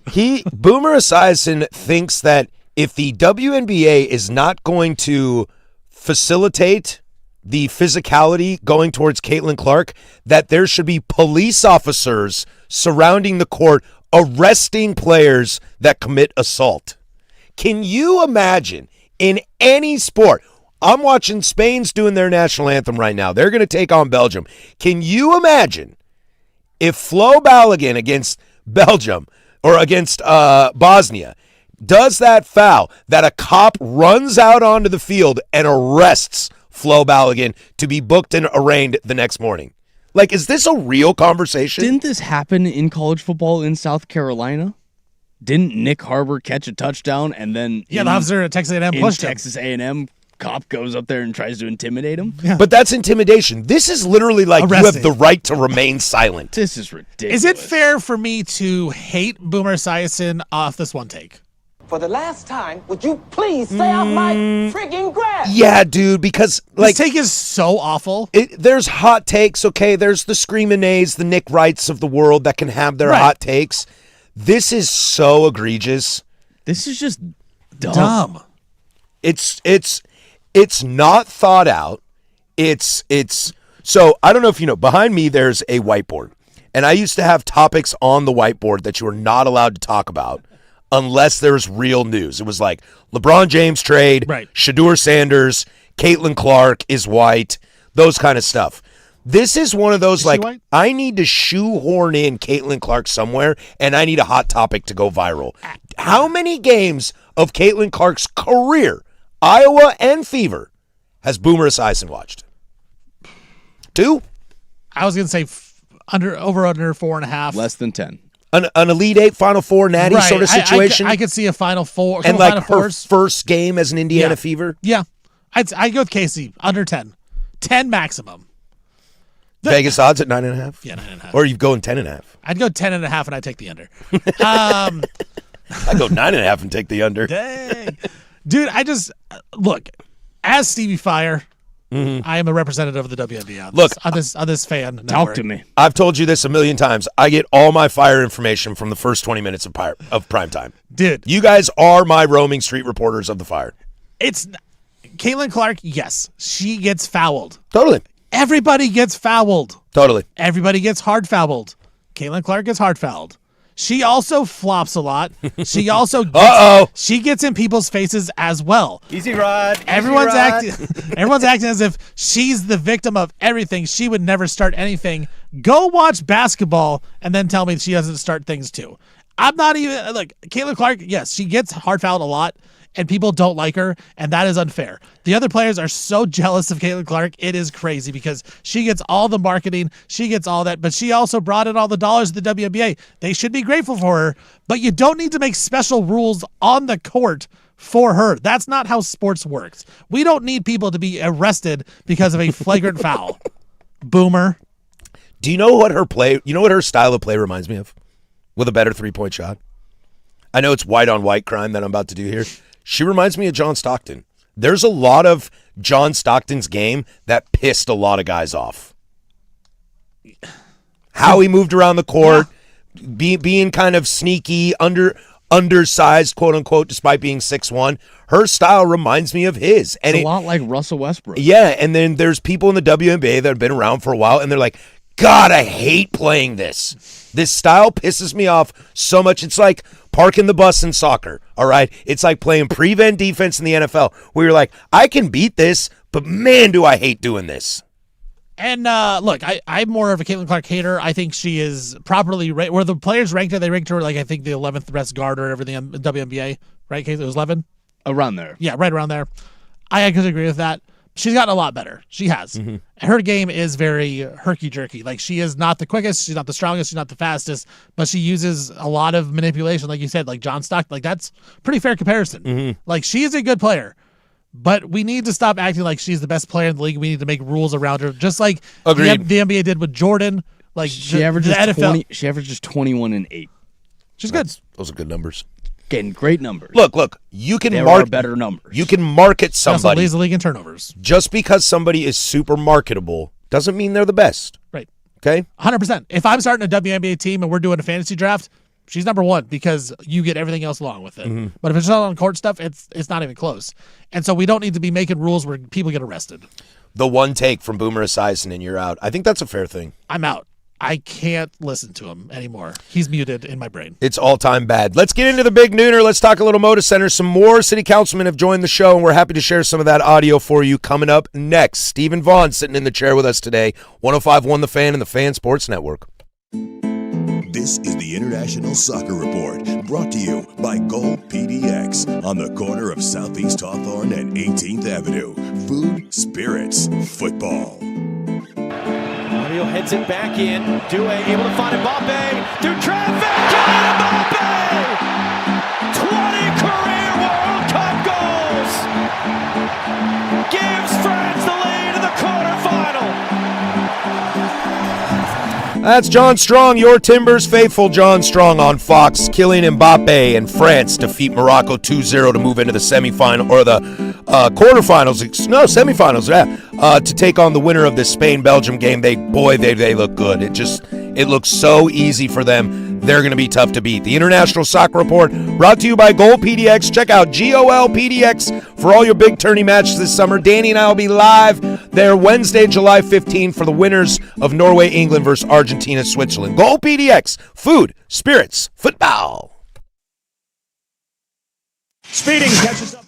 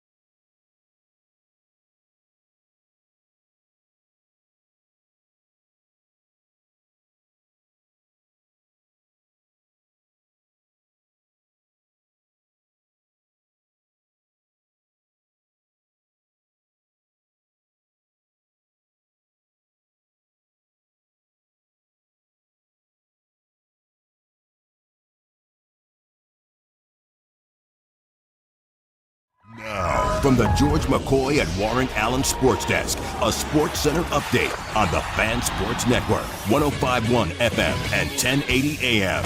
This sports update is brought to you by Mountaintop Metal Roofing. No maintenance, energy efficient, fire resistant, and a lifetime warranty. Do it once, do it right. Visit mountaintopmetalroofing.com. First on the Fan, the men's Wimbledon semifinals just wrapped up as defending champion Jannik Sinner. He defeated all-time tennis legend Novak Djokovic as he will now advance to face off Alexander Zverev in the men's Wimbledon final.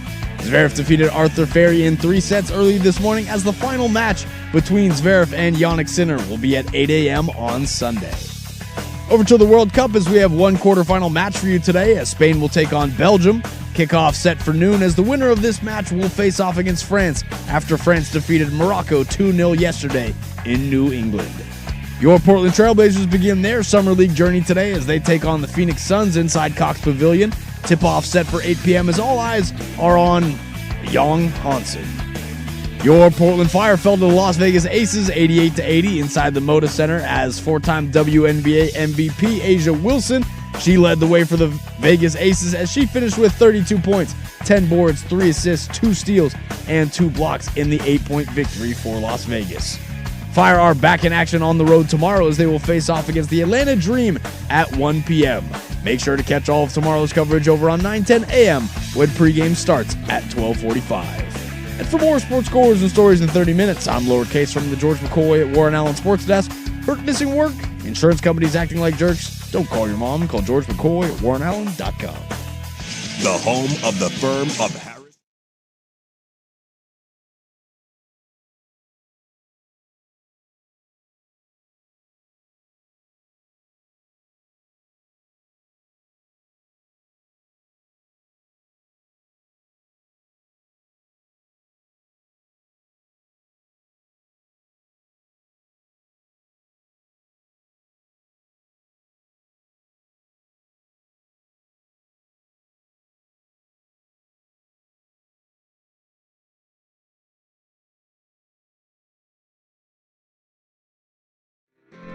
All right, it's the big nooner. 2 down, 1 to go here. The firm of Harris and Marang. We do this bad boy every single Monday through Friday from 10 a.m. to 1 p.m. Thank you for being a part of our days. We are stoked to be a part of yours continuously through the summer into football season, which is right around the corner.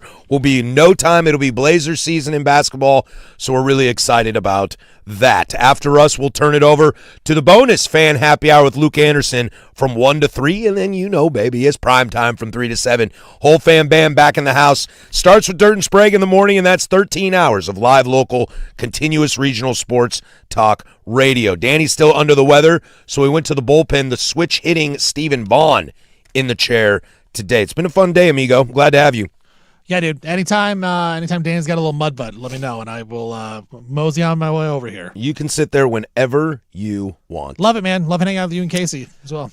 Some really interesting stuff when it comes to the Moda Center. You guys had City Councilor Dan Ryan on yesterday. That's right. And how has been like pull the curtain back a little bit, because I know the morning guys they had a city council person on. You've had a city council person on.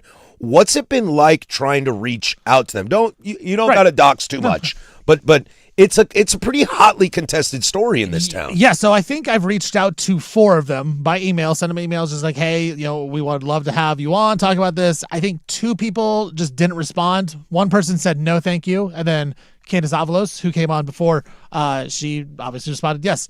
Then Rob actually set up the last one with Dan Ryan, and I'll tell you this, I think there was a lot of worry coming in because you get these people in government and city council and you're like, they don't get it. Dan Ryan crushed it. He was incredible. Everyone loved him.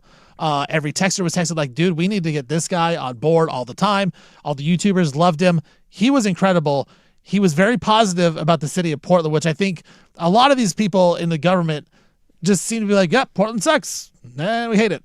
It's just like, no, like, let's try to make it better. Like, let's try not to stay in the same route we're out, and let's make it back to where it was. And Dan Rand kind of hit on that a couple different times, and he was awesome, Patrick. And it made me more positive about the whole thing. It also goes to show how much misinformation is out there about the Moda Center and the renovations. Because everything you read is, the Blazers are out, Tom Dundon wants to leave, everything like that. That's just not factual. That's not factual. Tom Dundon doesn't want to leave Portland. He will leave Portland if he's forced to. He doesn't want to leave Portland. And so I think that's the thing, is when you hear some of these people talk, is when you get someone like Dan Ryan on, he will tell the truth, and he'll be like, look, you guys are hearing fake news. Like, this literally is fake news, and it's not true. And so he's kind of spewing the truth and the facts. We talked about this a little bit before the show started today, and a little crosstalk in line change with Dirt and Sprague this morning about kind of, I find it interesting that a lot of the narrative on the yes side is on voting yes to get this deal done is missing out on some key things. I think the Blazers are way too much of a factor aesthetically in the reasons to renovate the Moda Center. I think they miss out on the idea that the city owns the building and the Blazers only play 41 games. And if it's a first-round exit, it's 43 games, maybe 45 games, depending on how far that series goes. So I think the narrative is really weird. But I want to play you this clip from it. It's Dan Ryan on other reasons to fix the Moda Center. Now, don't get me wrong. There's other reasons to do this. I know we haven't talked about that.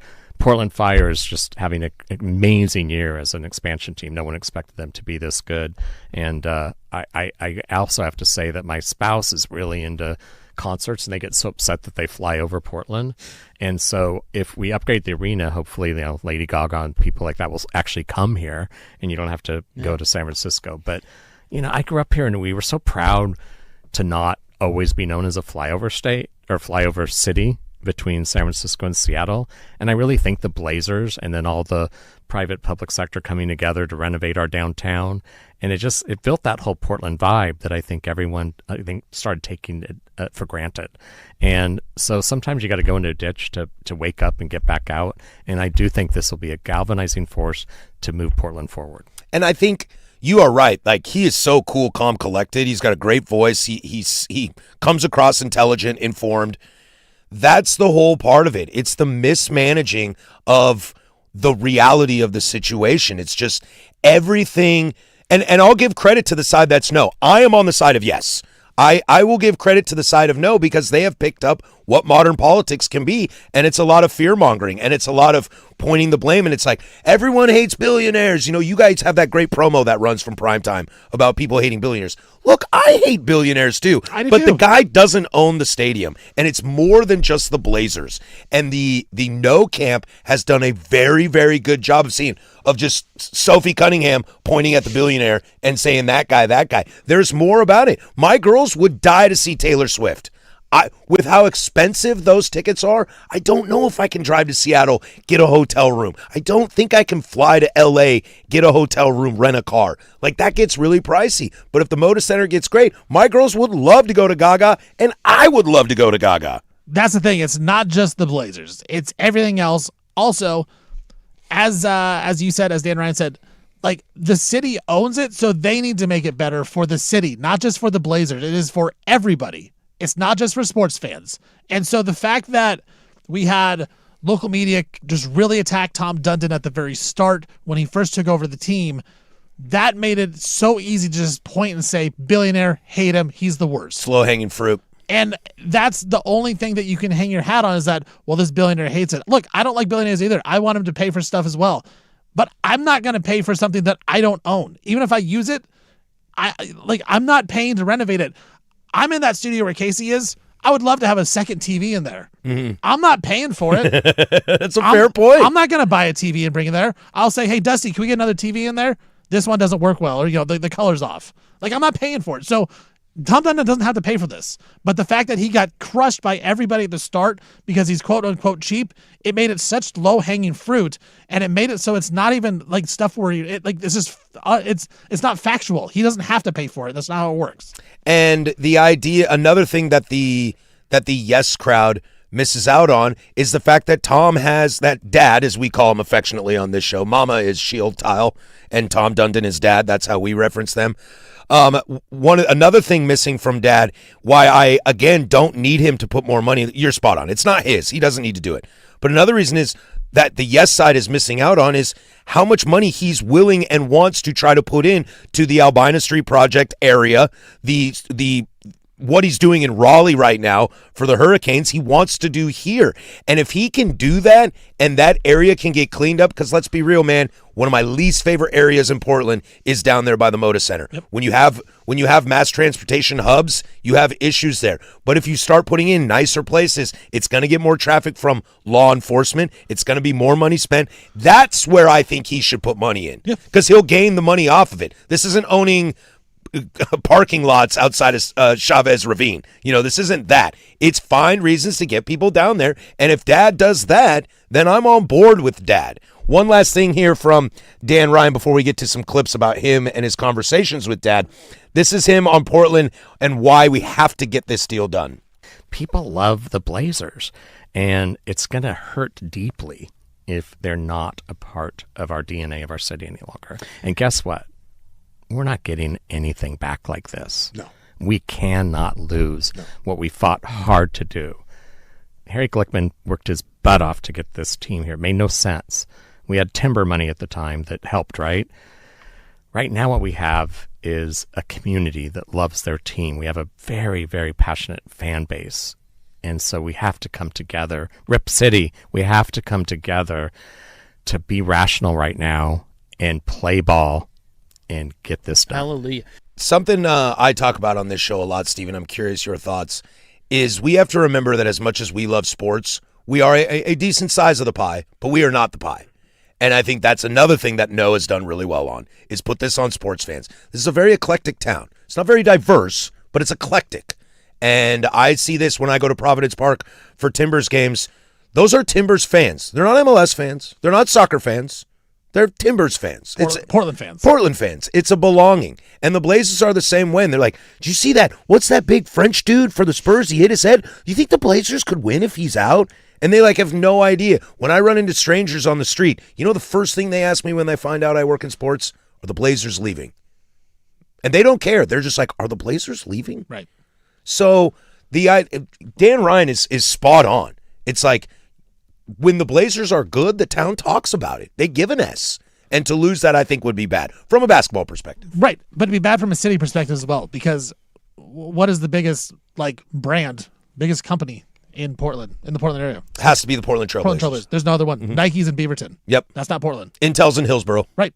Everything else is out of Portland. So we're willing to lose the Portland Trailblazers over, $6 million a year that the city has to put in? You're going to lose your biggest company brand in the city that actually wants to be in Portland. It wants to stay here at the Moda Center. You're willing to lose over $6 million? That it's just crazy. It blows my mind. And then people that, again, that, as you said, don't like sports, act like it wouldn't be a big deal in the entire city. Yes, it would. Also, 3/4 or 4/5 of the money is already being paid for. Let's take a small break. Dan Ryan also spoke about his conversations with Tom Dundon, and this is where the fear does come in. We'll go there next. That's Steven. I'm Patrick, 105.1 The Fan. The new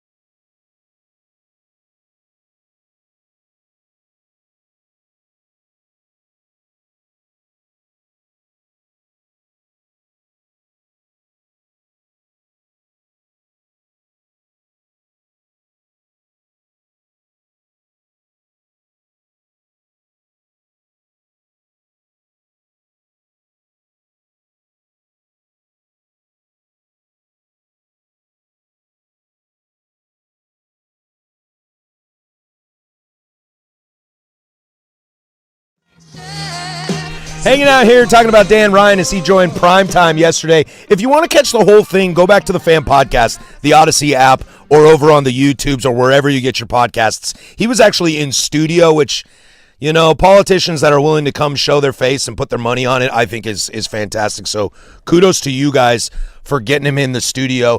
I love that he personally has had conversations with Tom Dundon. Tom doesn't feel like the most accessible guy in the world. I'm sure you guys have run into that in some attempts. And you can tell a little bit when he does press conferences that he believes in himself, whether that's arrogance or awkwardness, however you want to phrase it. I think he believes in himself, and his dollar value behind his name would prove that, whether you enjoy the way he made his money or not. Right. He is clearly a successful man.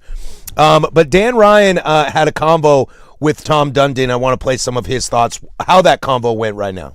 He focused on what his job is, which is to try to win ball games right now as quickly as possible and turn the team around and keep it prospering. Is there any... He bought a franchise, though. He didn't come across like somebody that said, I just bought Portland, and I want you to like me.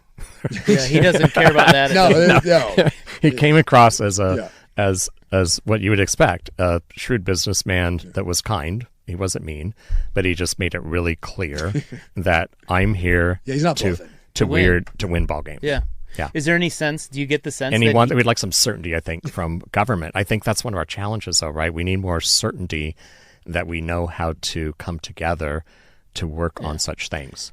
And when the council comes across as divided and starts talking about things that are off topic, in my opinion, but are certainly wonderful for clicks on social media, that does not help any certainty. He's spot on. And I think, honestly, if you really want to break this stuff down, again, I'll give the No Crowd a ton of credit. Like they have pinpointed, they have Sophie Cunningham, they have decided this is your fault. This is that guy's fault. It's his problem, and you should be mad about it just like me. This guy, I have some issues with the restructuring of how Portland did the city council. I think there became a lot of unintended consequences that we're kind of seeing now. Community leaders don't always make the best politicians, and politicians don't always make the best community leaders. But we're talking like serious, like let's get some adults in the room. He doesn't want to move the team, but he's here to make money, and he's here to run a successful franchise, and winning equates to money. Oklahoma City is in Oklahoma City, Oklahoma, okay? Do you know how much money they made off them winning a title? A lot. A lot. Milwaukee, Wisconsin. This isn't just like the Knicks and the Lakers. They made $1 billion off winning a title. It's like a successful franchise in Raleigh, North Carolina is about to make a ton of extra revenue they never would have made because the Hurricanes won a Stanley Cup. And how dare I think that because he was successful with another franchise that he couldn't be successful here in Portland. I hate the fact that people get mad about that and say, well, the NBA and NHL is different. Well, yeah, no duh, they're different. They're two different leagues, but guess what? It's still owning a sports team, and it is a proven model of he's cheap, but when it comes to players, he's willing to pay. He's gone over the cap in the NHL every single year he's been there. So I think he'd be willing to do that in Portland to pay for players. He wants to win. Like, there's a difference between being mean and being rude. And as Dan Ryan said, a guy that just knows what he wants. He's direct. That's the way I would describe it. My wife, Coach Vaughn, love her to death. She gets this from a lot of people because she's a coach and she's in charge of people, in charge of teachers. People think she's mean. She's direct with you. She may not tell you what you want to hear, but she's going to tell you what you need to hear, and she's going to be direct about it. It's nothing. She's not going to go left or right. It's going to be down the middle and say, look, this is what you need to know. That's what I get from Tom Dundon, is that he's direct. He has a purpose. He knows what he wants to do. He wants to win. I think people get really scared when they hear the, quote, cheap owner, that they think of, like, for example, my baseball team, Paul Dolan. He owns the Cleveland Guardians. That guy does not care. He does not care. Okay? You think about Fisher in Oakland, you're like, that guy doesn't care. Everyone is afraid. The new wave of ownerships, whether you're Tom Dundon money or you're Steve Ballmer money, it is clear to me that any team, any new ownership is buying a sports team to be successful because they like sports. That's a reason, dude, honestly, why like Musk and Zuckerberg and Bezos, they're not in sports because they don't care. They don't care about sports, so they're like, this is a huge cost that gives me no personal pleasure. To where Tom, Dad, loves sports and wants to own a team. Magic Johnson loves sports and wants to be a part of that. And this city councilman Dan Ryan spoke about Tom Dundon not bluffing. Yeah. Does he give any indication of moving the team? Threats? I think when someone just wanted to focus on the fact that he wants to win ball games, I think he made it clear to me he bought a franchise, not a city long term. Yeah. So I don't think he's bluffing. I don't think he's been bluffing to anyone. So when I hear people say he's bluffing, I'm like, well, where'd you come up with that? Yeah. And this just in, we know there's other cities that would like a franchise, and their government would roll over to try to get them there. And I will die on this hill, and they will say it as well. Sports leagues do not want to move franchises. It's awful. It's a bad look on the league. It alienates a fan base. How many Blazer fans out there, I've asked this question the last 3 days, how many Blazer fans out there just watch the Blazers versus watch the entire league? I'll bet you that pie is heavy just Blazers. Big number. Big number. And if you take that out, losing 3 to 5% of your viewership from the NBA, that is a big problem. And for Adam Silver, you don't want to be the commissioner that lost out the Blazers and also part of the Sonics as well. Mm-hmm. Yeah. Like, your hands are on that. You want to lose a region of the country? The entire region, you lost it. Mm-hmm. So, and he mentioned that when he talked about that with Adam Silver. But if I'm in the no crowd, I'm taking those quotes and I'm running with it. Tom Dunn doesn't want to be part of Portland. Like, if that's what people are doing right now, is because he didn't buy the city of Portland, he bought a franchise. The no crowd runs with it, says, look, he doesn't want to be in Portland. Like, why should we help this guy out? Which is not what he's saying. There is a difference between saying, I don't want to be in Portland, and I bought a franchise in Portland. There's a difference there. Look, I want to go to your wife's 40th birthday party on Sunday. Right. But if I go there and everyone's just talking trash, like, why is this guy here? I don't know this guy. This guy sucks. He just wants a handout. I don't want this dude around. Then no, I don't want to go to that party. I don't at all. And so if you're Tom Dundon, who's like, dude, I'm down to own the Blazers. I'm down to be in Portland. Everyone's like, screw you, dude. We hate you. And he's like, okay, then I guess I'll just go. And that goes back to, it's super unfortunate that the way Tom Dundon got introduced to the Blazer fans and the fan base and the city of Portland and the NBA and national writers caught on board really just said, this guy's the worst. He doesn't know what he's doing. He can't afford anything. He made all mistakes. He made mistakes because what? He didn't bring the G League guys to the playoffs. That's the one thing that he did wrong, in my opinion. He's also not done anything. He laid off a marketing staff that was the worst, most overflated in all of basketball that was making no money. God. The Lakers laid off a ton of people too. No one talked about that. They had new ownership. Lakers did this. Jerry Jones asked for $700 million from the state of Texas to renovate AT&T. No one has a problem with that. I worked for the Blazers in the scouting department. I got laid off. Wasn't Tom Dundon. It was the great Paul Allen that would pay for everything. Oh, guys. But Paul's never done anything wrong. I just hate that whole thing. And then everyone caught on board with it. The one thing you can argue that he did wrong was not bring the G League guys, and he made it right the next time. Sure did. He brought them in. Boom. Everything else, the hotel stuff, the laying off people, it doesn't matter. And it made it so now we're talking about the Blazers just have to do this, try to make this deal, get the Moda Center renovated. Well, now people are on board of saying Tom Dundon sucks. He doesn't want to be here because he laid people off. And it's so far from the truth. And I'm afraid that it will go all the way to the end of it. And then the Blazers will eventually leave because they will not get a deal done. And then that's on you. We'll finish up some thoughts on this on the other side. We got to take a quick break, but I'd like to stay here. A little more audio from Dan Ryan, city councilman who joined Primetime yesterday. We'll toss it over to Casey with sports. Now, from the George McCoy and Warren Allen Sports Desk, a Sports Center update on the Fan Sports Network, 105.1 FM and 1080 AM. This sports update is brought to you by Reynolds Defense Firm. If you've been arrested for a DUI, you need a team of attorneys that you can put your trust into. Call Reynolds Defense Firm today, online at reynoldsdefensefirm.com. First on the Fan, the men's Wimbledon semifinals wrapped up this morning as defending champion Jannik Sinner defeated all-time tennis legend Novak Djokovic as he will advance to face off against Alexander Zverev in the men's Wimbledon final. Zverev defeated Arthur Ferry in 3 sets earlier this morning as the final match between Zverev and Sinner will be at 8 a.m. on Sunday. Over to the World Cup as we have one quarterfinal match for you today as Spain will take on Belgium as that kickoff as we're entering the 32nd minute in that match. The winner of this match will face off against France after France defeated Morocco 2-0 yesterday in New England. Your Portland Trailblazers begin their Summer League journey today as they take on the Phoenix Suns inside Cox Pavilion. Tip-off set for 8 p.m. as all eyes are set on Yang Hansen. Your Portland Fire fell to the Las Vegas Aces 88-80 inside the Moda Center last night. Four-time WNBA MVP Asia Wilson led the way for Vegas as she finished with 32 points, 10 boards, 3 assists, 2 steals, and 2 blocks in the 8-point victory for Las Vegas. Fire are back in action on the road tomorrow as they will face off against the Atlanta Dream at 1 p.m. Make sure to catch all of tomorrow's coverage over on 9:10 a.m. when pregame starts at 12:45. And for more sports scores and stories in 30 minutes, I'm Casey Smith from the George McCoy at Warren Allen Sports Desk. Hurt, missing work? Insurance companies acting like jerks? Don't call your mom. Call George McCoy at WarrenAllen.com. The Fan is live on YouTube and Twitch.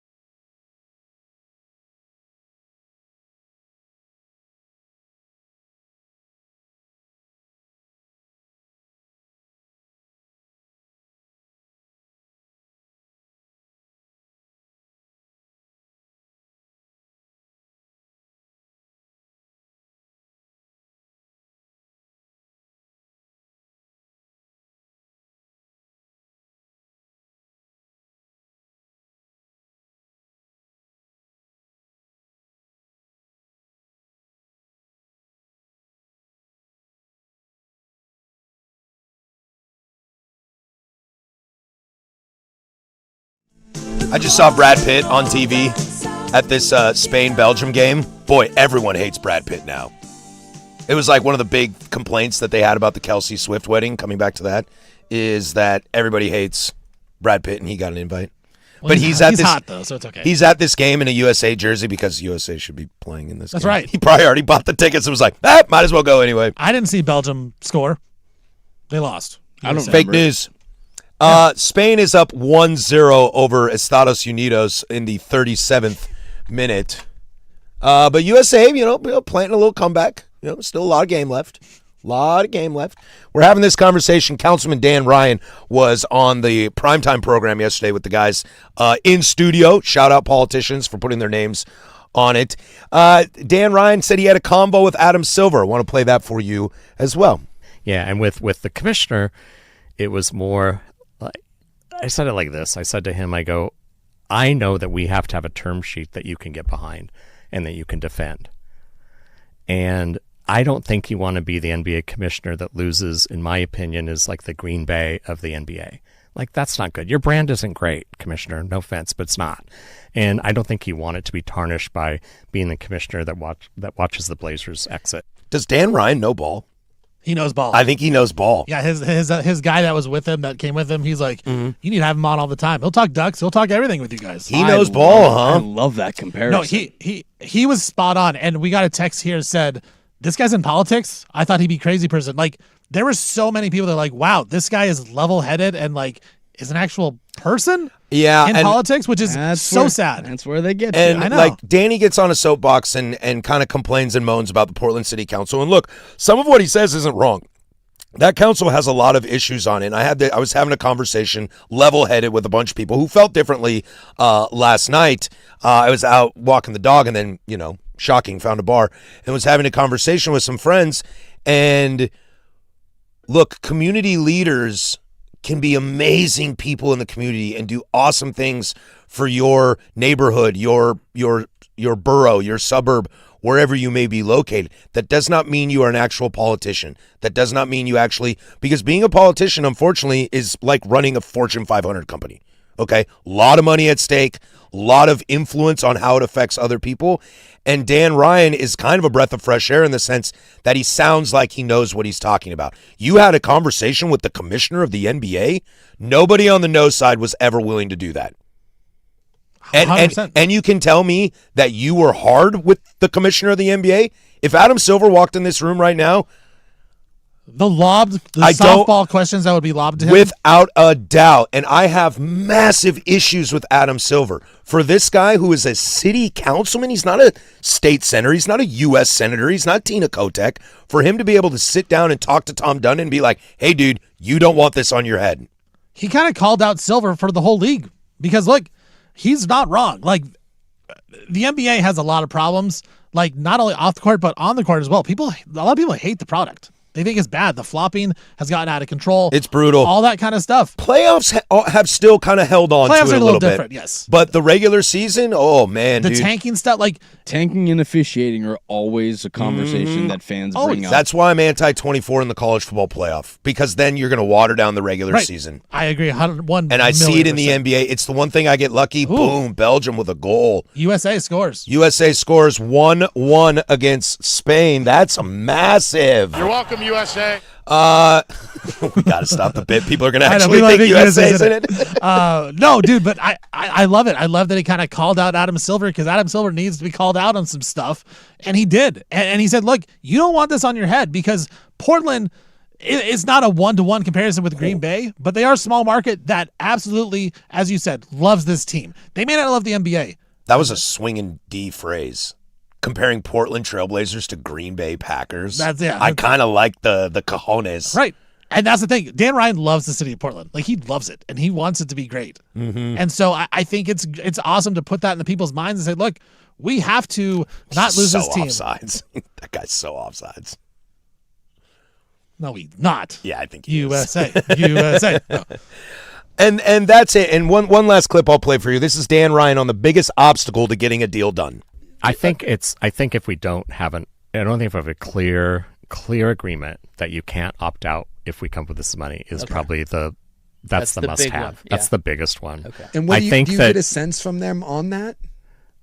I think that the state helped us out with that one, obviously, because that was the momentum in the agreement already. Mm-hmm. So I think that the commissioner, if you back to him being really the most important person, Yeah. I think that if he saw that we cut this deal with the amount of money that we promised and we asked for the no opt-out, I'm sure that he would have our back on that. Yeah. And we have to, that's like the must have, because how embarrassing if this happens and they leave. Right. And boom, and that's it. And I think Tom Dundon is willing to play that ball. If that's the biggest obstacle, Tom will sign the 20, 30-year lease. That's what he wants. That's what he wants. He wants to stay in Portland. He wants the commitment from the city and from the fan base Thank as well. you. It's Thank not you. just that we want to shell out the dollars. It's that he wants the support from the fan base as well. Something I just thought of that I don't know if I had ever really thought about this. What's the biggest ticket, sports-wise, in the town of Raleigh, North Carolina? NC State versus Duke basketball. Or the Carolina Hurricanes, right? Mm-hmm. What's the biggest sports ticket in the city of Portland? Trailblazers. Exactly. Portland Maybe Trailblazers. that's part of Tom Dundon's motive that honestly just came into my brain right now. Owning a franchise in a city where you're the number one.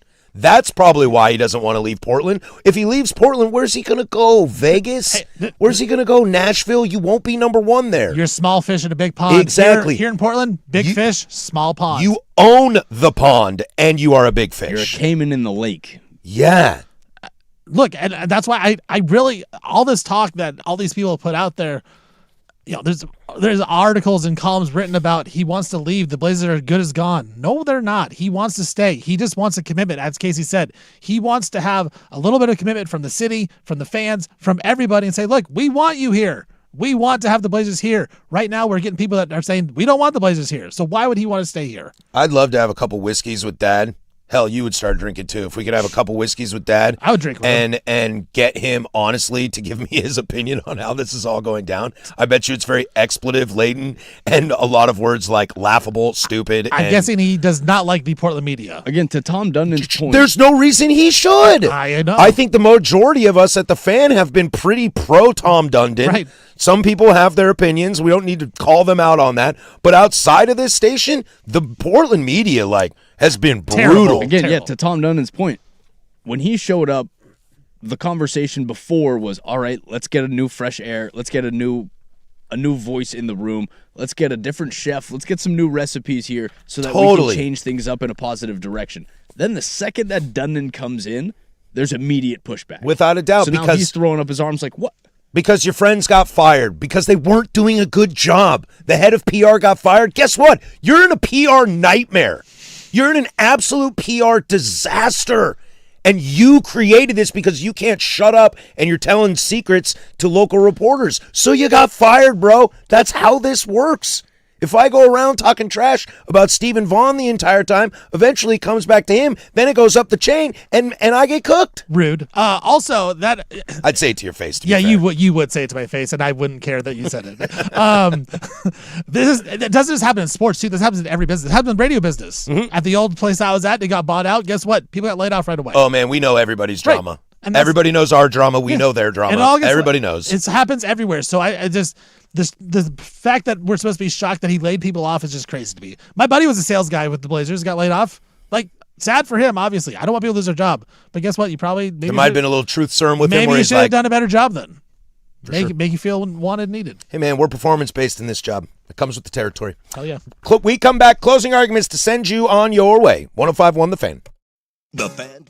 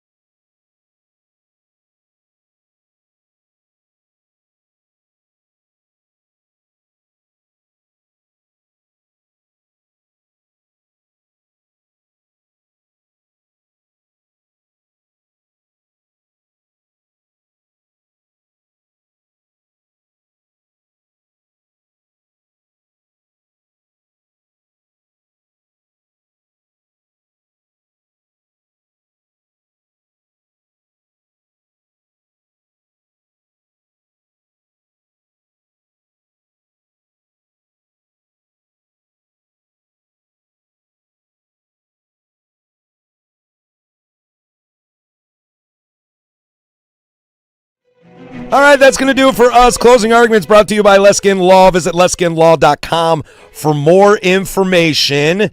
Danny should be back on Monday. I kind of, before we even got things going, I reached out to you yesterday and was kind of like, Danny, why don't you just rest up and get back on Monday? So hopefully the Fam Bam will be back together on Monday. Yeah, he looked pretty bad on Wednesday, I want to say. Dude, you should have seen him in here yesterday. I didn't see him yesterday, but Wednesday, dude, he came out. I was here a little early. I was talking to him.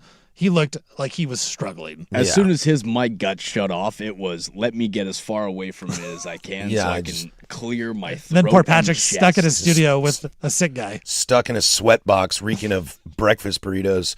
Don't forget, Binary Brewing and The Fan have teamed up for the only Fan IPA available for a limited time. Taste The Fan with Binary Brewing's signature West Coast IPA. Go to Binary Brewing's Beaverton location. Ask them about their only Fan. So good. Only The Fan and Binary Brewing can pull it off. A programming note for you all. On Wednesday, July 15th, Danny and I will be live at Goal PDX out on Hawthorne for our second stint during the World Cup. That is a semifinal at noon. So you know I'm going to stick around for the second half, have some beverages, and watch the rest of that game. That will be the winner of Argentina-Switzerland against the winner of England-Norway, which should be a good one. Hoping for an Argentina-England. Argentina would be great. Argentina-England would be great. They have a lot of bad blood between each other. Have you ever heard of Diego Maradona's hand of God? I have, sir. That is against England. They don't like it. They've got bad blood going back ways. And I just told you this. Also the Falkland Islands. Yeah, that's a good event to go to watch soccer with you. I was just telling you this, Patrick, in the break. Like, I'm not the biggest soccer guy. Like, I know the rules. I know offsides. I know this kind of stuff. But Patrick is like an expert. And so it's like, when I watch it, he just like says things and says everybody's name. And it's like, wow, this is actually a lot of fun. Well, I think that's it. If I'm being honest, it's the biggest gripe I have with the anti-soccer crowd because a lot of those people are like, you don't like soccer, I hate you. Yeah, and it's not that. It's the ones that don't like soccer that they're like, that game sucks. Like, why do you care? And it's like, dude, man, I don't care what you like. But the soccer crowd that loves soccer doesn't want you to like soccer. Dude, that's a Portland vibe. That's the crowd that I hate is like soccer bro that loves gatekeeper. Soccer. Yeah, then I'm like, I want to watch. Gatekeeper's the worst. Yeah, they're like, I would love to get to soccer. But like, nah, you just don't get it. Look, I cover, I'll go back to the WNBA. I cover the Timbers. Stevie Fire over there. I cover the Timbers for the station. Okay, I fill in on the radio broadcast when they need me, when someone's out. I care because I love that team, and I want this sport to grow in this country. And the large narrative around USA's exit is because of the infrastructure around the United States Federation and youth soccer and youth development. And so I need, Steven, I need you to say, you know what, I will watch this game with you. And I need you to ask me a question about, hey, why is this guy, who is it? I heard Dirt talking this morning to Sprague. Why is this guy Holland so cool? And he just kind of explained it to him. And Dirt goes, oh, okay, I need you to care. I need you to get more eyeballs in it. If you're the NFL and I sit here, I'm like, the NFL is dumb, dude. You're a loser. It's like, cool, $35 billion a year. They don't need you. Begs to differ. Yeah, to where things like this, I would never, ever tell someone, oh, you don't like baseball? Then go away. I don't like you anyway. You don't like soccer? Then go away. I don't want you to come anyway. Jason Sukanik says it best. Go spend 2 hours at Providence Park and tell me that's not awesome. Super fun. So much fun. Hey, you know what? I didn't choose this life. The WNBA chose me. I wish I could like other things. You can't. I can't at this point. The NBA, I didn't choose that life. I wish I could be a sicko and make NBA mock drafts in April. One of my favorite reasons, before I got this full-time gig, one of my favorite reasons why I loved soccer, because if I filled in for a show, if I did the hot corner about baseball, soccer was a sport that I could watch and never had to be a part of my job.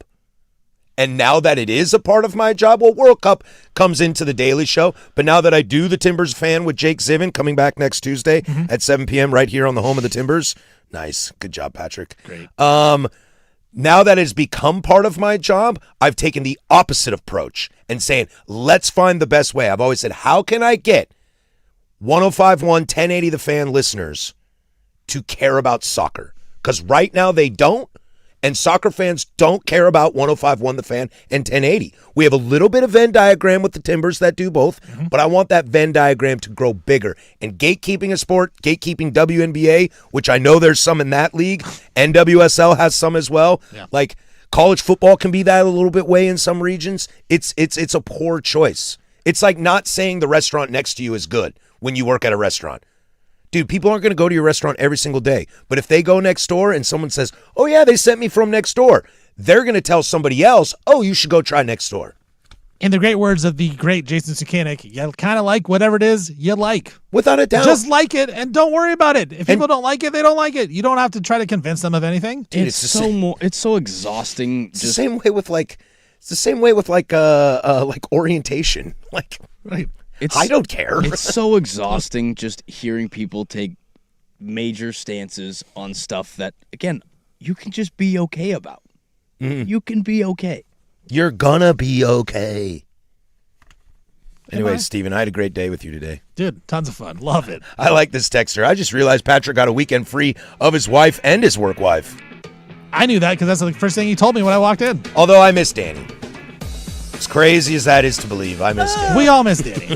We all miss Danny. Hopefully Dan will be back on Monday. We'll get this thing together. We'll probably dive into some Blazers off-season stuff again and whatever comes across over the weekend. Closing arguments brought to you by Leskin Law. Visit leskinlaw.com for more information. Leskin Law's one-day divorce mediation, peace treaties, not war plans. That'll do it for us. Have a great day. For Stephen Vaughn, you can catch him on primetime tonight from 3 to 7, and Casey Smith over there. I'm Patrick Harris. Go do something I would do.